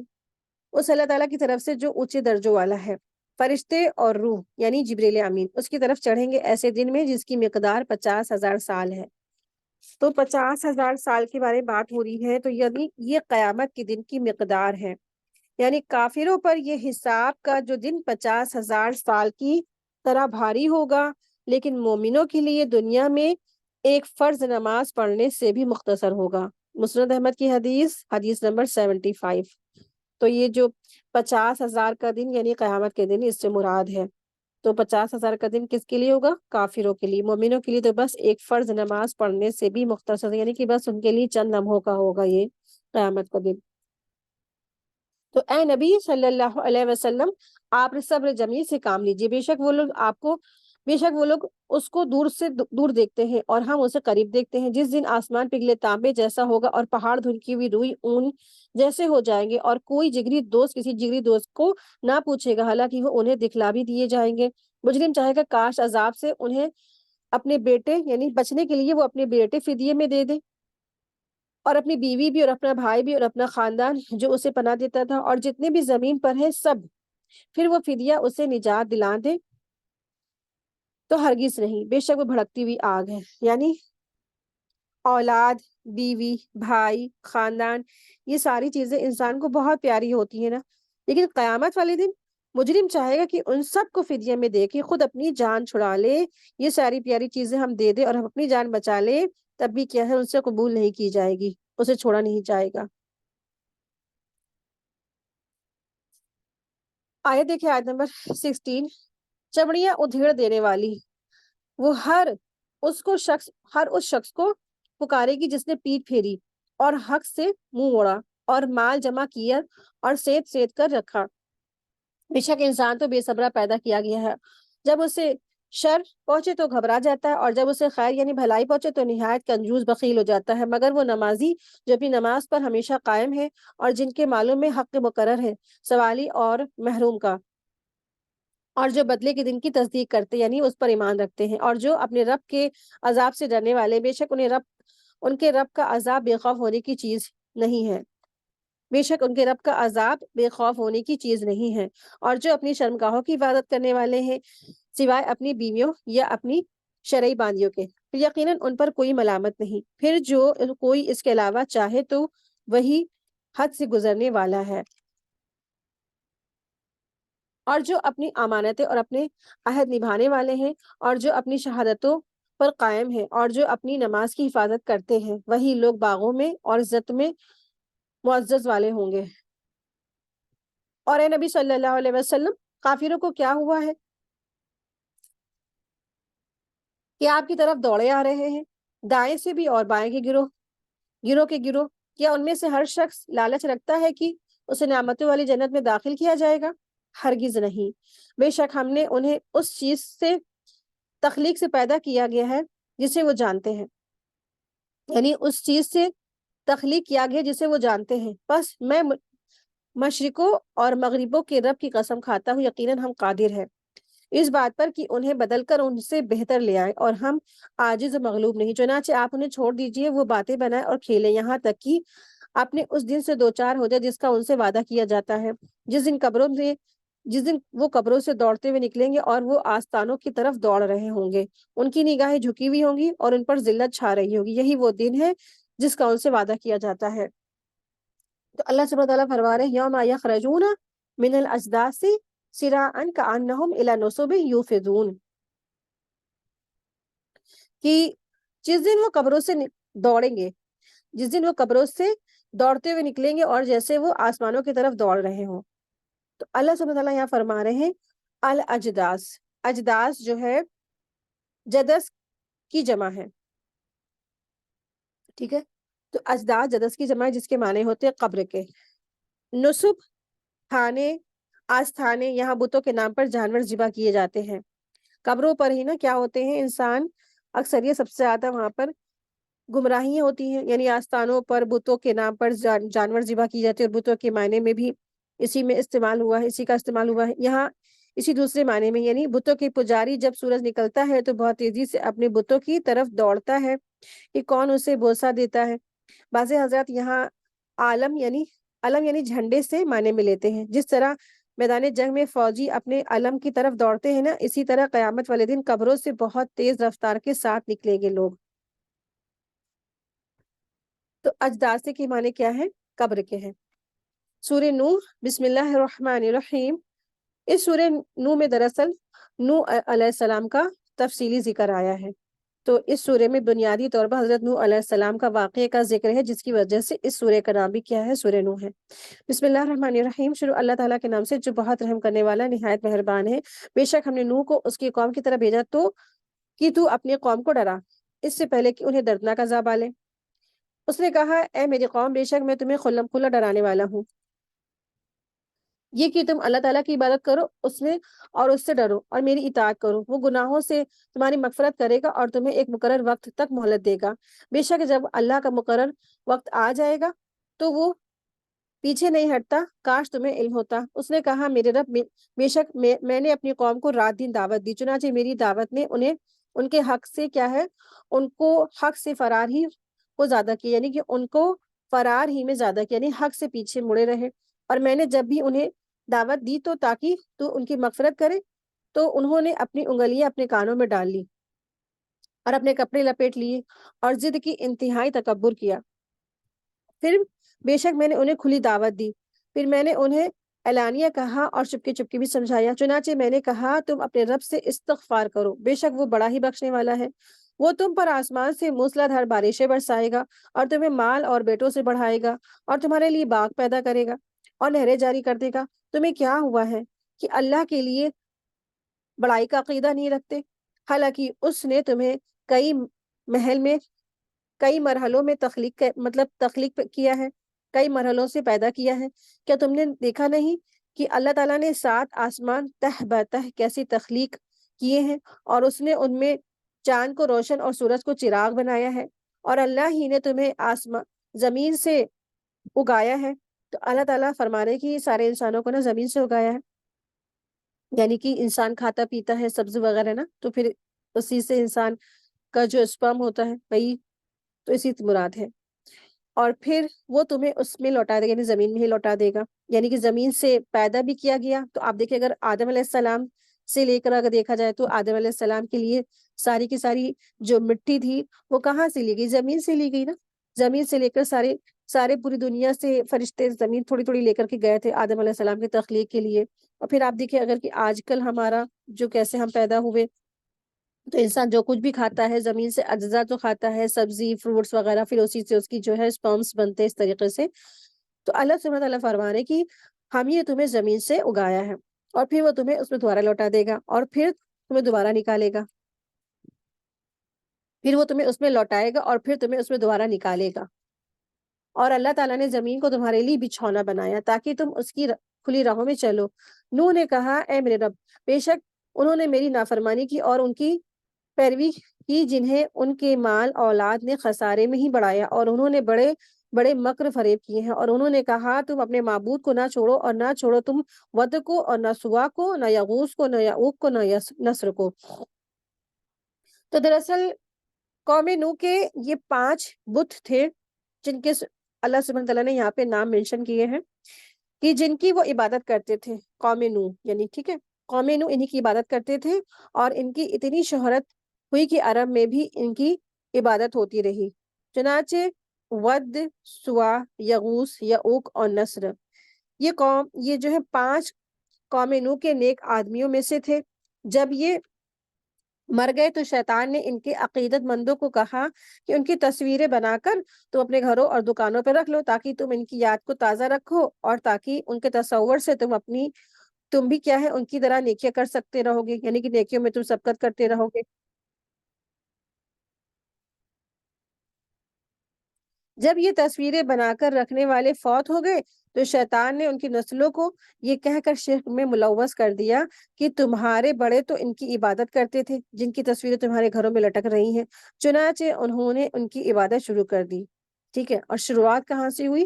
تصویروں سے۔ اسی لیے تصویر بنانا جو ہے اسلام میں شرعی حیثیت سے جائز نہیں ہے۔ تو کسی بھی انسان کی یا یعنی کہ کسی بھی جتنے بھی جاندار ہوتے ہیں ان کی تصویر بنانے سے منع کیا گیا ہے، حدیث سے پتہ چلتا ہے۔ تو اسی لیے فرمایا اللہ سبحانہ تعالیٰ نے کہ تصویر بنانا کیا ہے، تصویر بنانے والے پر رسول اللہ صلی اللہ علیہ وسلم کی لعنت ہے۔ تو یہ جو پوری حدیث پڑھی آپ کے سامنے کہ اس طرح سے یہ یعوث، یعوق، نصر یا ود تھے، تو اس طرح سے جب یہ مر گئے اور پھر ان کے پیچھے شیطان لگا، ملوث کر دیا، تو یہ حدیثوں میں ہے، کافی ڈیٹیل سے ہے۔ تو صحیح بخاری کی حدیث نمبر 4920 اس کا نمبر ہے۔ آیت دیکھیں، آیت نمبر 24، اور انہوں نے بہتوں کو گمراہ کیا، اور اے اللہ تو ظالموں کو گمراہی میں زیادہ کر۔ وہ اپنے خطا کاروں کی وجہ سے غرق کیے گئے، پھر دوزخ میں داخل کیے گئے، اور انہوں نے اللہ کے سوا کوئی اپنا مددگار نہ پایا۔ اور نوح نے کہا اے میرے رب، زمین پر بسنے والے کسی کافر کو نہ چھوڑ، بلا شبہ اگر تو انہیں چھوڑ دے گا تو وہ تیرے بندوں کو گمراہ کریں گے اور فاجر و کافر ہی جانیں گے۔ اور اے میرے رب، تو میری اور میرے ماں باپ کی مغفرت فرما، اور ہر اس شخص کی جو میرے گھر میں مومن ہو کر داخل ہو، اور میرے مومن مردوں اور مومن عورتوں اور مومن عورتوں کی مغفرت فرما، اور ظالموں کو برباد کر اور ہلاکت میں ہی زیادہ کر۔ سورہ جن بسم اللہ الرحمن الرحیم. شروع کرتی ہوں اللہ تبارک تعالیٰ کے نام سے جو بہت رحم کرنے والا نہایت مہربان ہے. اے نبی صلی اللہ علیہ وسلم کہہ دیجئے میری طرف وحی کی گئی ہے کہ جنوں کی ایک جماعت نے قرآن کو غور سے سنا تو انہوں نے کہا بے شک ہم نے ایک عجیب قرآن سنا ہے. تو سورہ جن میں دراصل جنوں کی جو واقعہ ہے وہ مینشن کیا گیا ہے کہ آپ صلی اللہ علیہ وسلم جب طائف کے سفر میں گئے ہوئے تھے اور آپ وہاں سے لوٹتے وقت کیا تھا وادی نخلا میں ٹھہرے تھے. اور پھر جب وہاں پہ ٹھہرے انہوں نے تلاوت کی تو جنوں کی ٹولی ادھر سے گزر رہی تھی کیونکہ وہ سرچ کر رہے تھے کہ ایسا کیا خاص نازل ہوا ہے, اللہ کی طرف سے کیا خاص بات اتری ہے جو آسمانوں پہ اتنے زبردست کڑے پہرے لگے ہوئے ہیں.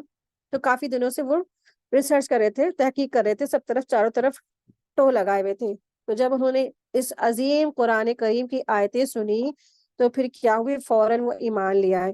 تو اسی پورے واقعے کا ذکر اس سورے میں ہے جس کی وجہ سے نا اس سورے کا نام بھی کیا ہو گیا سورہ جن. تو جنوں کی ان پوری جماعت کا ذکر ہے جو آپ صلی اللہ علیہ وسلم کی تلاوت سن کر کے قرآن سن کر کے ایمان لے آئے اور پھر انہوں نے اپنی قوم کی طرف بھی کیا دعوت و تبلیغ کا کام کیا. آیت 2 دیکھیں. اور وہ رشد و ہدایت کی راہ دکھاتا ہے تو ہم اس پر ایمان لائے ہیں اور ہم کسی کو بھی اپنے رب کا شریک نہیں ٹھہرائیں گے. اور یہ کہ ہمارے رب کی شان بہت اونچی ہے, نہ اس نے اپنی کوئی بیوی بنائی ہے اور نہ کوئی اولاد. اور یہ کہ ہمارے میں کہ بے وقوف اللہ کے بارے میں ناحق جھوٹی باتیں لگاتے رہے ہیں. اور یہ کہ خیال تھا کہ انسان اور جن اللہ تعالیٰ پر ہرگز جھوٹ نہیں بولیں گے. اور بے شک انسانوں کے کچھ مرد جنوں کے کچھ مرد کی پناہ پکڑتے ہیں, یعنی کہ کچھ مرد جنوں کے کچھ مردوں کی پناہ پکڑتے ہیں. تو انہوں نے ان کو سرکشی میں بڑھایا. یعنی مکہ والے جو ہے نا جب کبھی کسی انجان سنسان گھاٹی میں جاتے تھے تو وہ جنوں کو پکارتے تھے مدد کے لیے. تو اس طرح سے یہ جو سرکش جن تھے تو ان کی سرکشی میں ان کو اور بڑھا دیا, اور زیادہ سرکش ہو گئے. تو یہ کون بتا رہا ہے؟ سب جن بتا رہے ہیں. اور یہ کہ انہوں نے خیال کیا تھا کہ جنہوں نے خیال کیا تھا کہ اللہ تعالیٰ کسی کو دوبارہ نہیں اٹھائے گا. اور یہ کہ ہم نے آسمان کو ٹٹولا تو اس سے سخت پہرے داروں اور شہابوں سے بھرا ہوا پایا. اور یہ کہ آسمان کے ٹھکانوں میں باتیں سننے کو بیٹھا کرتے تھے, چنانچہ اب جو سننے کی کوشش کرتا ہے تو ایک شہاب یعنی انگارہ اپنی گھات میں پاتا ہے. اور یہ کہ ہم نہیں جانتے کہ کیا زمین والوں کے لیے برا ارادہ کیا گیا ہے یا ان کے رب نے ان کے لیے کوئی بھلائی کا ارادہ کیا ہے. اور یہ کہ ہم میں سے نیک بھی ہے اور اس کے سوا بھی ہے اور مختلف طریقوں یعنی مذاہب پر بھی ہیں. اور یہ کہ ہمیں یقین ہو چکا ہے کہ ہم اللہ کو زمین میں ہرگز عاجز نہیں کر سکتے ہیں اور نہ ہی بھاگ کر عاجز ہی کر سکتے ہیں. اور یہ کہ جب ہم نے ہدایت کی بات سنی تو اس پر ایمان لیا ہے, اور پھر جو کوئی اپنے رب پر ایمان لائے تو اس سے نہ تو کوئی نقصان ہوگا اور نہ کوئی ظلم ہوگا. اور یہ کہ ہم میں مسلمان بھی ہے اور ظالم بھی ہے. پھر کوئی اسلام لائے تو انہوں نے ہدایت کی راہ ڈھونڈ لی ہے, اور لیکن جو ظالم ہے وہ تو جہنم کا ایندھن ہے. اور وہی کی گئی ہے کہ اگر لوگ سیدھی راہ پر قائم رہتے تو ہم انہیں خوب سیراب کرتے تاکہ ہم اس میں انہیں آزمائیں. اور جو کوئی اپنے رب کے ذکر سے منہ موڑے گا تو اس سے وہ بڑھتے چڑھتے عذاب میں مبتلا کرے گا. اور یہ کہ مسجد اللہ ہی کے لیے ہے, لہٰذا اللہ کے ساتھ کسی کو نہ پکارو. اور یہ کہ جب اللہ تعالیٰ کا بندہ یعنی محمد مصطفیٰ صلی اللہ علیہ وسلم اللہ کو پکارنے کے لیے کھڑا ہوا تو قریب تھا کہ کافی لوگ اس پر ٹوٹ پڑے. کہہ دیجئے کہ بے شک میں اپنے رب کو ہی پکارتا ہوں, رب ہی کو پکارتا ہوں اور اس کے ساتھ کسی کو شریک نہیں ٹھہراتا. کہہ دیجئے کہ بلا شبہ میں تمہارے لیے کسی نقصان کا اختیار نہیں رکھتا اور نہ بھلائی کا. کہہ دیجئے یقیناً مجھے اللہ کے عذاب سے کوئی پناہ نہ دے گا اور اس کے سوا میں ہرگز کوئی پناہ کی جگہ نہیں پاؤں گا. اللہ کا حکم اور اس کے پیغام پہنچانے کے سوا میں کوئی اختیار نہیں رکھتا. اور جو کوئی اللہ اور اس کے رسول کی نافرمانی کرے تو بے شک اس کے لیے جہنم کی آگ ہے اور وہ اس میں ہمیشہ رہیں گے, ہمیشہ ہمیشہ, یہاں تک کہ جب وہ دیکھیں گے کہ جس حساب کا ان سے وعدہ کیا جاتا ہے تو انہیں جلد معلوم ہو جائے گا کہ کس کے مددگار زیادہ ہے اور کمزور ہے, کس کے مددگار زیادہ کمزور ہے اور تعداد میں بہت کم ہے. کہہ دیجئے میں نہیں جانتا جس عذاب کا تم سے وعدہ کیا جاتا ہے وہ قریب ہے یا اس کے لیے میرے رب نے کوئی لمبی مدت رکھی ہے. وہی عالم الغیب ہے, وہ اپنا غیب کسی پر ظاہر نہیں کرتا ہے سوائے کسی رسول کے جسے وہ پسند کرے. پھر بے شک اس رسول کے آگے اور پیچھے نگہبان لگا دیتا ہے۔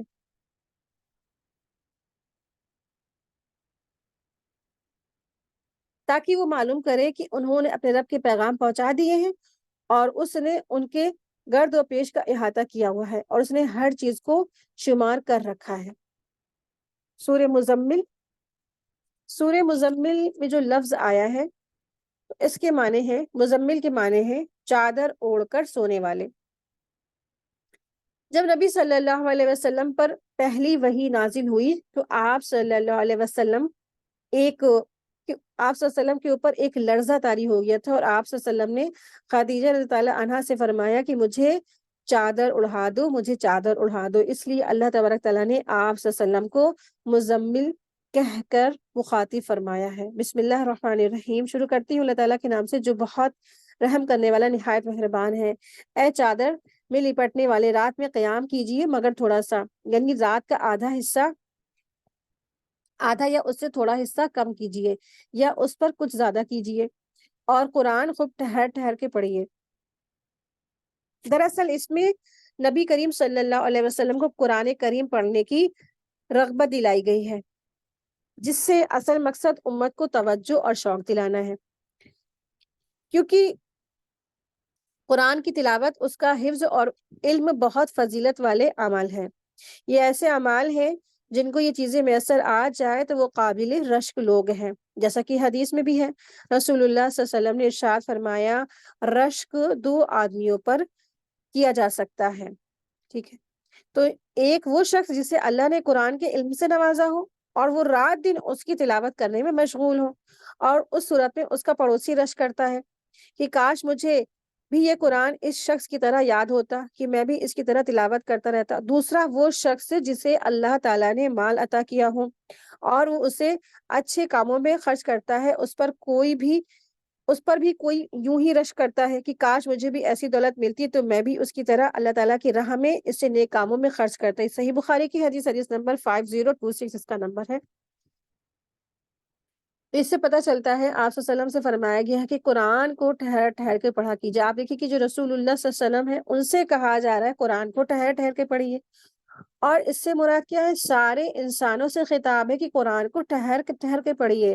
وَرَتِّلِ الْقُرْآنَ ترتیلا، کہ قرآن کو ترتیل کے ساتھ پڑھیے، تلاوت کے ساتھ پڑھیے، بہترین انداز میں پڑھیے۔ لیکن آج ہمارا کیا معمول ہو گیا ہے؟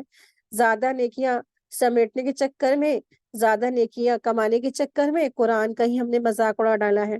تراویح میں دیکھا جاتا ہے پتہ نہیں کیا ہو رہا ہے نا، کہ بس کوئی الفاظ سمجھ میں نہیں آتا ہے، کچھ سمجھ میں نہیں آتا کیا تلاوت ہو رہی، بس لگتا ہے جیسے کسی نے کوئی ٹرین چلا دی ہو، بس ٹرینیں چل رہی ہیں، جو کوئی نہ الفاظ صحیح سمجھ میں آتے ہیں نہ کوئی لفظ سمجھ میں آتے ہیں صحیح، ٹھیک ہے؟ تو اللہ نے احکام دیے ہیں کہ قرآن کو کیا کرنے ہیں، ٹھہر ٹھہر کے پڑھنا ہے۔ ایک ایک الفاظ، ایک ایک جو لفظ ہے، ایک ایک اس کا جو قرآن کا ایک ایک لفظ ہے، اس کے جو حق کے ساتھ اس کو ادا کرنا چاہیے۔ آیت دیکھیں، آیت نمبر 5، یقیناً ہم جلد آپ پر ایک بھاری بات ڈالیں گے، بلا شبہ رات کا اٹھنا نفس کے کچلنے میں زیادہ سخت اور دعا اور ذکر کے لیے زیادہ مناسب ہے۔ یقیناً دن میں آپ کے لیے بہت مصروفیت ہے، اور اپنے رب کا نام ذکر کیجیے اور سب سے کٹ کر اسی کی طرف متوجہ ہو جائیے۔ وہ مشرق اور مغرب کا رب ہے، اس کے سوا کوئی معبود نہیں، لہٰذا اسی کو کارساز بنا لیجیے، اور جو کچھ وہ کہتے ہیں اس پر صبر کیجیے اور انہیں اچھے طریقے سے چھوڑ دیجیے، اور مجھے جھٹلانے والے خوشحال لوگوں کو تنہا چھوڑ دیجیے اور انہیں تھوڑی سی مہلت دیجیے۔ بے شک ہمارے پاس بیڑیاں اور بھڑکتی آگ ہے، اور گلے میں اٹکنے والا کھانا اور دردناک عذاب ہے۔ جس دن زمین اور پہاڑ کانپیں گے اور پہاڑ ریت کے بھربھرے ٹیلے ہوں گے۔ بے شک ہم نے تمہاری طرف ایک رسول بھیجا تھا، تم پر گواہ ہے، جیسے ہم نے فرعون کی طرف رسول بھیجا تھا۔ چنانچہ فرعون نے رسول کی نافرمانی کی تو ہم نے اسے نہایت سختی سے پکڑ لیا، پھر تم عذاب سے کیسے بچو گے؟ اگر تم نے اس دن کا انکار کیا تو بچوں کو بوڑھا کر دے گا۔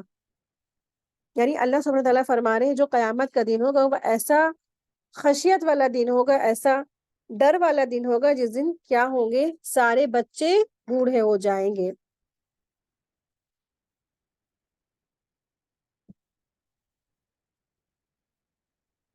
تو یہاں پہ جو لفظ آیا ہے یوم یجعل الولدان شیبا، وہ دن ہوگا جس دن بچے کیا ہو جائیں گے؟ بوڑھے ہو جائیں گے. تو شیب جو ہے اشیب کی جمع ہے. قیامت والے دن قیامت کی ہولناکی سے حقیقت میں بچے بوڑھے ہو جائیں گے. یا مثال دینے کے طور پر ایسا کہا گیا ہے کہ حدیث میں بھی آتا ہے کہ قیامت والے دن اللہ تعالی حضرت آدم کو کہے گا کہ اپنی اولاد میں سے جہنم کے لیے نکال لو. حضرت آدم فرمائیں گے یا اللہ کس طرح؟ اللہ تعالیٰ فرمائے گا ہر 1000 میں سے 999. ٹھیک ہے، تو جہنم کے لیے نکال لو. تو جتنے بھی یہ سب جہنم میں سب چلے جائیں گے. تو ایک آدمی جنت میں جائے گا، باقی 999 جہنم میں چلے جائیں گے. تو اس وقت جتنی بھی حمل والی عورتیں ہیں سب کے حمل گر جائیں گے اور بچے کیا ہو جائیں گے؟ بوڑھے ہو جائیں گے. وہ دن کیسا ہوگا؟ مارے ٹینشن کا. ٹینشن میں کیا ہوتا ہے؟ ڈاکٹر کیا کہتے ہیں کہ آپ ٹینشن مت لیجیے حمل والی عورتوں سے نا. کہ اور دیکھیں کہ بالوں کی سفیدی کس کی نشانی ہوتی ہے؟ کہ انسان ٹینشن میں، پریشانیوں میں نا، چنتا کی وجہ سے کیا ہو جاتا ہے؟ ٹینشن کی وجہ سے انسان بال سفید اس کے ہو جاتے ہیں، فکروں کی وجہ سے. لیکن اس دن ایسی ہولناک ٹینشن ہوگی کہ کیا ہوگا؟ بچوں کو بوڑھا کر دے گا، ساری حمل والیوں کے حمل گر جائیں گے. یہ بخاری کی حدیث، حدیث نمبر 4741 ہے. جس کی سختی سے آسمان پھٹ جائے گا اس اللہ کا وعدہ ہو کر رہنا ہے. بے شک یہ قرآن تو نصیحت ہے. پھر جو کوئی چاہے اپنے رب کی راہ کو پکڑ لے. یقیناً آپ کے رب کو علم ہے کہ آپ قریباً 2/3 رات کا یا آدھی رات کا یا تہائی رات قیام کرتے ہیں، اور آپ کے ساتھیوں میں سے بھی ایک گروہ بھی. اور اللہ تعالیٰ ہی رات اور دن کا پورا اندازہ کرتا ہے. اسے علم ہے کہ تم اسے نبھا نہیں سکو گے، چنانچہ اس نے تم پر مہربانی کی. یعنی اللہ تعالیٰ نے رات کے قیام کے حکم کو منسوخ کر دیا اور پھر صرف کیا ہے؟ اس کا استحاب باقی رہ گیا، یعنی مستحب یعنی نفل میں باقی رہ گیا. یعنی کہ رسول اللہ صلی اللہ علیہ وسلم پر تو یہ ضروری تھا، لیکن امت پر کیا ہے؟ یہ مستحب یعنی نفل کر دیا گیا. اور وہ بھی کیا؟ وقت کی پابندی کے بغیر ہے. کوئی وقت کی پابندی نہیں ہے کہ ہم لوگ کے مغرب میں، عصر میں، عشاء میں، فجر میں وقت کی پابندی ہے نا. تہجد میں کوئی بھی وقت کی پابندی نہیں. یعنی آدھی رات یا تہائی رات یا 2/3 رات کی پابندی بھی ضروری نہیں ہے. اگر تم تھوڑا سا بھی وقت لگا کر 2 رکعت بھی پڑھ لو گے تو اللہ تعالیٰ کے یہاں رات کے قیام کے اجر کے حقدار قرار پاؤ گے. لیکن اگر کوئی شخص 8 رکعت تہجد کا اہتمام کرے گا جیسے نبی صلی اللہ علیہ وسلم کا معمول تھا، تو یہ زیادہ بہتر ہوگا کہ وہ نبی کریم صلی اللہ علیہ وسلم کی پیروی کرنے والا قرار پائے گا. ٹھیک ہے، ایک 2 رکعت پڑھنے والا تہجد میں اٹھ کر، اور ایک 8 رکعت پڑھنے والا اللہ کے آگے کھڑا ہونے والا، قیام کرنے والا، کیا ہے؟ دونوں برابر نہیں ہو سکتے ہیں. تو جتنے بھی انسان سجدے کرتا ہے وہ اللہ تعالیٰ کے قریب ہوتا چلا جاتا ہے نا، اسی وجہ سے. تو اللہ سبحانہ تعالیٰ فرمائے چنانچہ اس نے تم پر مہربانی کی. پھر قرآن میں سے جتنا آسان ہو تم پڑھ لو.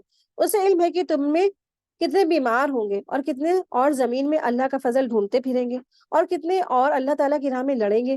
چنانچہ اس قرآن میں سے جتنا آسان ہو پڑھ لو اور نماز قائم کرو اور زکوٰۃ دو اور اللہ تعالیٰ کو اچھا قرض دو. اور تم اپنے آپ کے لیے جو نیکی آگے بھیجو گے تو اسے اللہ کے یہاں بہتر اور زیادہ اجر والی پاؤ گے. اور اللہ سے استغفار کرو، بے شک اللہ غفور الرحیم ہے.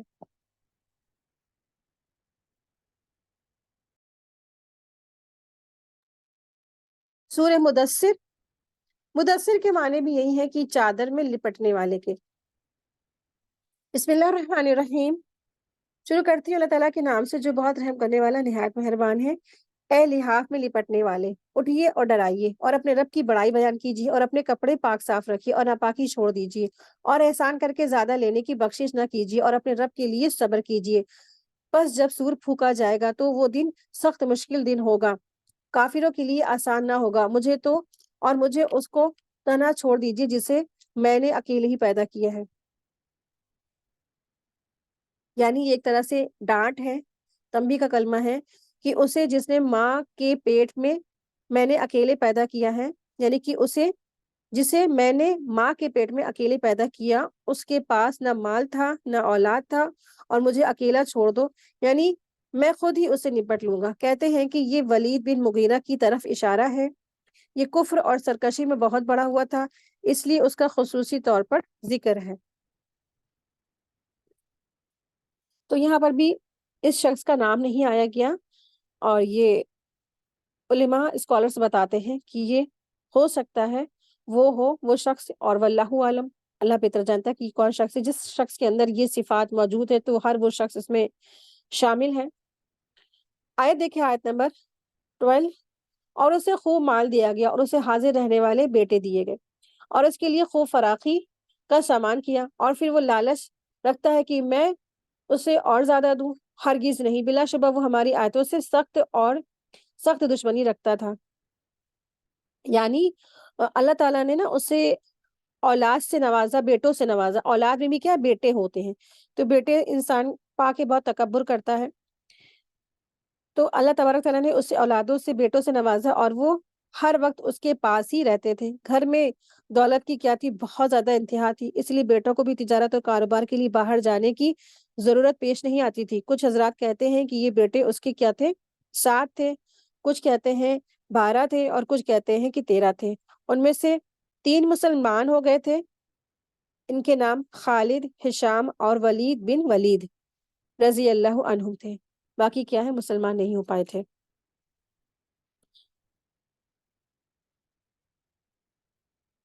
آئے دیکھیں آیت نمبر 15۔ پھر وہ لالچ لالچ کی امید رکھتا ہے کہ میں اسے اور زیادہ دوں۔ ہرگز نہیں، بلا شبہ وہ ہماری آیتوں سے سخت بیر رکھتا ہے، اور میں اسے جلد مشکل چڑھائی چڑھاؤں گا۔ بے شک اس نے غور اور فکر کیا اور اندازہ لگایا، سو وہ مارے گئے۔ کیسا اندازہ لگایا؟ وہ مارا جائے کیسا اندازہ لگایا؟ پھر اس نے دیکھا، پھر تیوری چڑھائی اور منہ بسورا، پھر پیٹ پھیری اور تکبر کیا۔ پھر اس نے کہا، یہ قرآن تو صرف جادو ہے جو پہلے سے چلا آ رہا ہے، یہ تو صرف ایک بشر یعنی انسان کا قول ہے، میں جلد اسے سکر یعنی جہنم میں ڈال دوں گا۔ سکر کسے کہتے ہیں؟ اللہ سبحانہ وتعالیٰ فرما رہے ہیں، میں جلد اسے سکر میں ڈال دوں گا، یعنی سکر ایک جہنم کا نام ہے۔ جہنم کی بھی کیا ہے، لیول ہے۔ تو اللہ تبارک تعالیٰ فرما رہے ایسے شخص کو اللہ تبارک تعالیٰ سکر میں ڈال دیں گے، اور آپ کیا سمجھے سکر کیا چیز ہے؟ نہ وہ باقی رکھے گی نہ وہ چھوڑے گی، یعنی چمڑی جھلسا دینے والی ہے، اور اس پہ 19 فرشتے مقرر ہیں۔ ٹھیک ہے، تو ایسی یہ جہنم ہے، اس کے اوپر 19 فرشتے مقرر ہیں، یعنی باہر نکل کے بھی انسان بھاگ نہیں سکتا ہے۔ یہاں کے آپ نے دیکھے ہوں گے نا، جو جیل ہوتے ہیں، سلاخیں ہوتی ہیں، انسان اس کو توڑ کے پھوڑ کر کاٹ کر نکل بھاگتا ہے چکما دے کر کے، لیکن وہاں پر 19 داروغہ ہوں گے، 19 فرشتے ہوں گے، کسی طریقے سے انسان بھاگ ہی نہیں سکتا ہوگا۔ اور ہم نے فرشتے ہی دوزخ کے نگراں بنائے ہیں، اور ہم نے ان کی تعداد ہی کافروں کے لیے آزمائش بنا دی ہے۔ یہ مکہ کے مشرکوں کا رد ہے۔ یہاں پہ اللہ تبارک تعالیٰ نے جو تعداد بتائی ہے نا، تو اللہ تبارک تعالیٰ فرما رہے یہ تعداد بھی ہم نے کیا ان کے لیے آزمائش بنا دی، یعنی یہ مکہ کے جو مشرکین تھے ان کا مشرکوں کا رد ہے۔ وہ جہنم کے داروغہ کا اللہ کے جو اللہ نے ذکر فرمایا نا، کہ ابو جہل نے قریش کے لوگوں کو خطاب کرتے ہوئے کہا کہ تم میں سے ہر 10 آدمیوں کا غروب ایک ایک فرشتے کے لیے کافی نہیں ہوگا۔ کچھ کہتے ہیں کہ کلدم نام کے شخص نے، جسے اپنی طاقت پر بہت گھمنڈ تھا، کہا جب تم صرف 2 فرشتے سنبھال لینا، 17 فرشتوں کو میں اکیلا ہی کافی ہوں۔ کہتے ہیں کہ اسی نے رسول اللہ صلی اللہ علیہ وسلم کو کشتی لڑنے کا بھی کئی مرتبہ چیلنج دیا، اور ہر مرتبہ شکست کھائی مگر ایمان نہیں لایا۔ کہتے ہیں کہ اس کے علاوہ رقانہ بن عبد یزید کے ساتھ بھی آپ صلی اللہ علیہ وسلم نے کشتی لڑی، لیکن وہ شکست کھا کر مسلمان ہو گئے۔ مطلب یہ ہے کہ یہ تعداد بھی ان کے مذاق اڑانے یعنی آزمائش کا وجہ بن گئی، یعنی کہ اللہ سبحانہ تعالیٰ نے فرمایا نا کہ میں نے اس پر 19 لوگوں کی ڈیوٹی لگائی ہے، تو اسی طریقے سے انہوں نے مذاق اڑایا کہ نا 2 سے تم نپٹ لینا، 17 سے میں نپٹ لوں گا۔ آپس میں کیا ہے، ایک مذاق طور پر اس کو ایسا انہوں نے اس کو اڑا دیا۔ تو اللہ تبارک تعالیٰ فرما رہے ہیں کہ یہ تو کیا تھی، ان کے لیے ایک آزمائش بنا دی، تاکہ اہل کتاب یقین کرے اور ایمان والوں کا ایمان زیادہ ہو، یعنی کتاب والوں کا یقین بہت زیادہ بڑھ جائے اور ایمان والوں کا ایمان اور زیادہ، اور اہل کتاب اور مومن شک میں نہ پڑے، تاکہ دل کے روگی اور کافر کہے اس مثال سے اللہ کی کیا مراد ہے۔ اسی طرح اللہ تعالیٰ جسے چاہے گمراہ کرتا ہے، جسے چاہے ہدایت دیتا ہے، اور آپ کے رب کے لشکروں کو بس وہی جانتا ہے، اور وہ جہنم بشر کے لیے نصیحت ہی تو ہے، ہرگز نہیں، قسم ہے چاند کی اور رات کی جب وہ ڈھل جائے اور صبح کی جب وہ روشن ہو، بلا شبہ وہ یعنی جہنم بڑی ہی ہولناک چیزوں میں سے ایک ہے۔ بشر یعنی انسان کے لیے ڈراوا ہے، اس کے لیے یہ ڈراوا جو تم میں سے آگے نیکی کی طرف بڑھنا یا پیچھے ہٹنا چاہے، اور ہر نفس نے جو کیا ہوگا اس کے بدلے وہ گروی ہے دائیں ہاتھ والوں کے سوا، اور وہ جنت کے باغوں میں ہوں گے۔ آپ آپس میں سوال کریں گے مجرموں کے بارے میں، ان سے پوچھیں گے تمہیں کس چیز نے جہنم میں ڈالا ہے، تو وہ کہیں گے ہم نمازیوں میں سے نہیں تھے اور ہم مسکینوں کو کھانا نہیں کھلاتے تھے، یعنی نماز نہیں پڑھتے تھے اور کھانا نہیں کھلاتے تھے۔ ٹھیک ہے، تو نماز اللہ کے حقوق میں سے حقوق ہے، اور غریبوں اور مسکینوں کو کھانا کھلانا بندوں کے حقوق میں سے حقوق ہے۔ مطلب یہ ہوا، نہ ہم نے اللہ کے حق ادا کیے، نہ ہی ہم نے حقوق العباد ادا کیے، تو دونوں ہی نہیں ادا کیے تو پھر کیا ہے، انجام تو پھر برا ہونا ہی ہے۔ آیت 45 دیکھیں، اور ہم باطل میں مشغول ہونے والوں کے ساتھ مشغول تھے اور ہم بدلے کے دن کو جھٹلاتے تھے، یہاں تک کہ ہمیں موت نے آ لیا، پھر سفارشیوں کی سفارش انہیں نفع نہ دے گی، اور انہیں کیا ہوا ہے کہ وہ نصیحت سے منہ موڑتے ہیں، جیسے وہ بتکے ہوئے گدھے ہوں جو شور سے بھاگے ہوں، بلکہ ان میں ہر آدمی چاہتا ہے کہ اسے کھلے صحیفے دیے جائیں۔ ہرگز نہیں، بلکہ وہ آخرت سے نہیں ڈرتے، ہرگز نہیں، یقیناً یہ قرآن ایک نصیحت ہے، تو جو کوئی چاہے اسے یاد کرے، اور وہ کافی لوگ اسے یاد نہیں کریں گے مگر یہ کہ اللہ چاہے، وہ تقوی کے لائق اور مغفرت کے لائق ہے۔ سورہ قیامت میں نے تو آپ سب کو پتہ ہے کہ قیامت کا ذکر ہے۔ شروع کرتی ہوں اللہ تعالیٰ کے نام سے جو بہت رحم کرنے والا، نہایت مہربان ہے۔ میں قسم کھاتا ہوں قیامت کے دن کی، اور قسم کھاتا ہوں ملامت کرنے والے نفس کی۔ کیا انسان سمجھتا ہے کہ ہم اس کی ہڈیاں جمع نہیں کر پائیں گے؟ اللہ سبحانہ تعالیٰ فرما رہے ہیں کہ انسان یہ سمجھتا ہے کہ ہم اس کی ہڈیاں نہیں جمع کر پائیں گے، تو فرمایا گیا یہاں ہڈیوں کا خاص طور پر ذکر ہے نا، اس لیے کہ ہڈیاں ہی پیدائش کا اصل ڈھانچہ اور قالب ہے۔ اسی لیے اللہ سبحانہ تعالیٰ نے مینشن کیا کہ کیا انسان یہ سمجھتا ہے کہ ہم اس کی ہڈیاں نہیں جمع کر پائیں گے؟ کیوں نہیں، بلکہ ہم تو اس کی پور ٹھیک کرنے پر بھی قادر ہیں۔ آپ نے دیکھا ہوگا کہ حقیقت ہے نا کہ ہر انسان کے مخصوص فنگر پرنٹ ہے، یعنی کہ اتنے سارے دنیا میں انسان ہیں کروڑوں اربوں، لیکن سب کے فنگر پرنٹ الگ الگ ہیں۔ کسی دوسرے کا انسان کا فنگر پرنٹ سے ایک دوسرے سے کیا ہے، الگ الگ ہے۔ گھر میں رہنے والے 5 ممبر کا فنگر پرنٹ الگ الگ۔ تو یہ آیت اسی جانب رہنمائی کر رہی ہے کہ ہمارا پروردگار سب سے بلند اور بالا ہے، وہ ہر چیز کا وہی پیدا کرنے والا ہے، اس کے سوا کوئی عبادت کے لائق نہیں ہے۔ تو اللہ سبحانہ تعالیٰ فرماتے ہیں کہ ہم نے تو نشانیاں رکھی ہیں تمہارے اندر، تم نے اپنے اندر غور کیا؟ تو ہم سب انسانوں میں بھی یہی نشانی ہے۔ فنگر پرنٹ، آنکھوں کے لینس کیا ہے، سارے انسانوں کے سب مختلف ہیں، بلکہ انسان تو چاہتا ہے کہ آئندہ بھی فسق اور فجور کے کام میں کرے۔ وہ پوچھتا ہے کہ قیامت کا دن کب ہے، چنانچہ جب آنکھیں پتھرا جائیں گی اور چاند گہنا جائے گا اور جمع کر دیے جائیں گے سورج اور چاند، انسان اس دن کہے گا فرار ہونے کی جگہ کہاں ہے؟ ہرگز نہیں، وہاں کوئی پناہ کی جگہ نہیں۔ اس دن تیرے رب کے سامنے جہاں ٹھہرنا ہوگا، اس دن انسان کو بتا دیا جائے گا جو اس نے آگے بھیجا اور جو اس نے پیچھے چھوڑا، بلکہ انسان خود اپنے نفس پر شاہد ہوگا، اگرچہ وہ اپنی کتنی ہی معذرتیں پیش کرے۔ اے نبی صلی اللہ علیہ وسلم، آپ اس قرآن کو جلدی جلدی کرنے کے لیے اپنی زبان کو حرکت نہ دیں، یقیناً اس کا جمع کرنا اور آپ سے اس کا پڑھوا دینا ہمارے ذمے ہے۔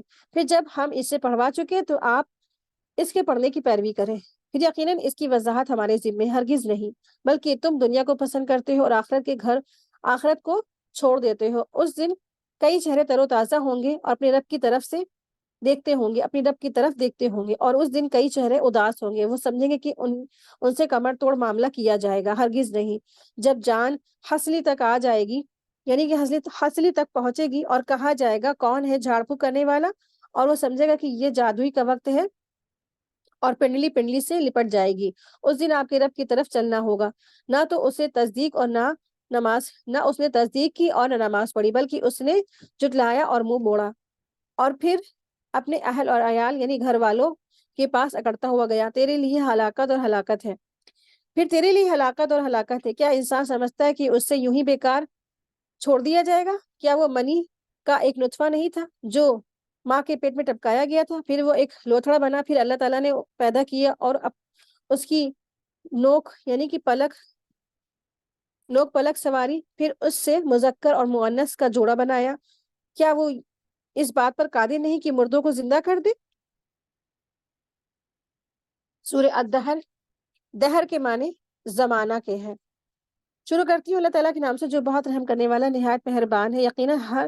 یقیناً ہر انسان پر زمانے میں ایک ایسا وقت گزرا ہے جب کہ وہ قابل ذکر نہ تھا۔ بے شک ہم نے انسان کو مخلوط یعنی نطفے سے پیدا کیا ہے اور ہم اسے آزمانا چاہتے ہیں، چنانچہ ہم نے اس کو سننے والا دیکھنے والا بنا دیا۔ بے شک ہم نے اسے راستے کی ہدایت دی، چاہے شکر گزار بنے یا ناشکرا۔ بلا شبہ ہم نے کافروں کے لیے زنجیریں اور توق بھڑکتی آگ تیار کر رکھی ہے۔ بے شک نیک لوگ ایسے جام پیئیں گے جس میں کافور کی ملاوٹ ہوگی۔ وہ ایک چشمہ ہے جس سے اللہ تعالیٰ کے بندے پیئیں گے اور جدھر چاہیں گے اس کی شاخیں نکال لے جائیں گے۔ وہ اپنی نظریں منتیں پوری کرتے اور اس دن سے خوف سے کھاتے جس کی آفت یعنی ہر طرف سے پھیلی ہوگی۔ اور وہ کھانا کھلاتے تھے اور اس کی محبت میں اور مسکینوں، یتیموں اور قیدیوں کو، اور وہ کہتے تھے کہ ہم تو تمہیں اللہ کی خاطر کھانا کھلاتے ہیں، ہم تم سے جزا یعنی بدلہ اور شکر گزاری نہیں چاہتے ہیں۔ ہم اپنے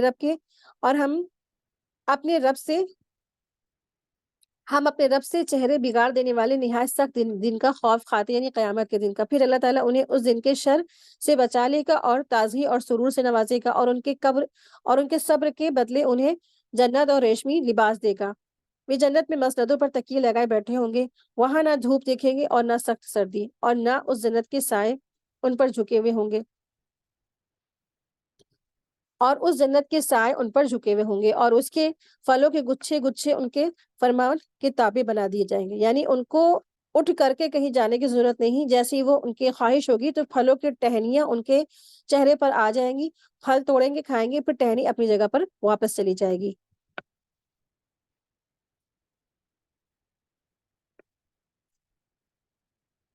آیت 15 دیکھیں، اور ان پر چاندی کے برتن اور شیشے کے ساگر ٹھہرائے جائیں گے، شیشے بھی چاندی کے قسم کے، پلانے والے انہیں ٹھیک اندازے سے بھریں گے، اور وہاں انہیں ایسے جام پلائے جائیں گے جن میں سونٹھ کی ملاوٹ ہوگی۔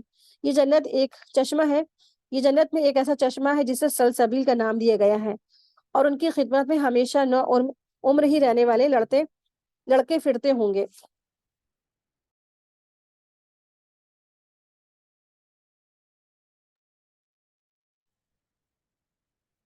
جب تو انہیں دیکھے گا تو انہیں بکھرے ہوئے موتی سمجھے گا، یعنی کہ بچے جو ہوں گے، نو عمر بچے، ٹین ایجز بچے ہوں گے، اور وہ ایسے محسوس ہوں گے، اتنے صاف اور شفاف ہوں گے جیسے بکھرے ہوئے موتی ہیں، لیکن کیا ہوں گے؟ وہ بچے ہوں گے، سرونٹ ہوں گے جو جنتیوں کی خدمت کے لیے وہاں پہ ہر وقت موجود ہوں گے۔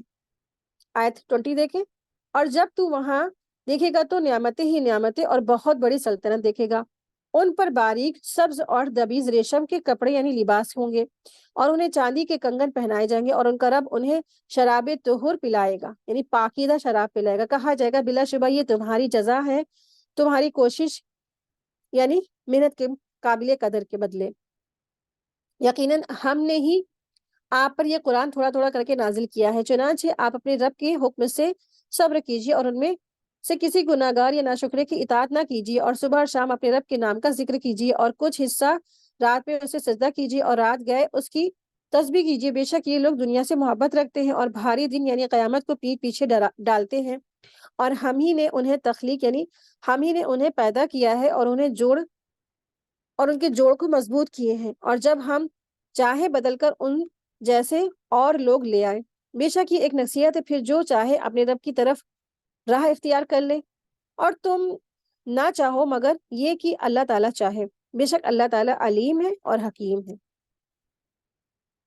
وہ جسے چاہے اپنی رحمت میں داخل کرتا ہے، اور ظالموں کے لیے اس نے دردناک عذاب تیار کیا ہوا ہے۔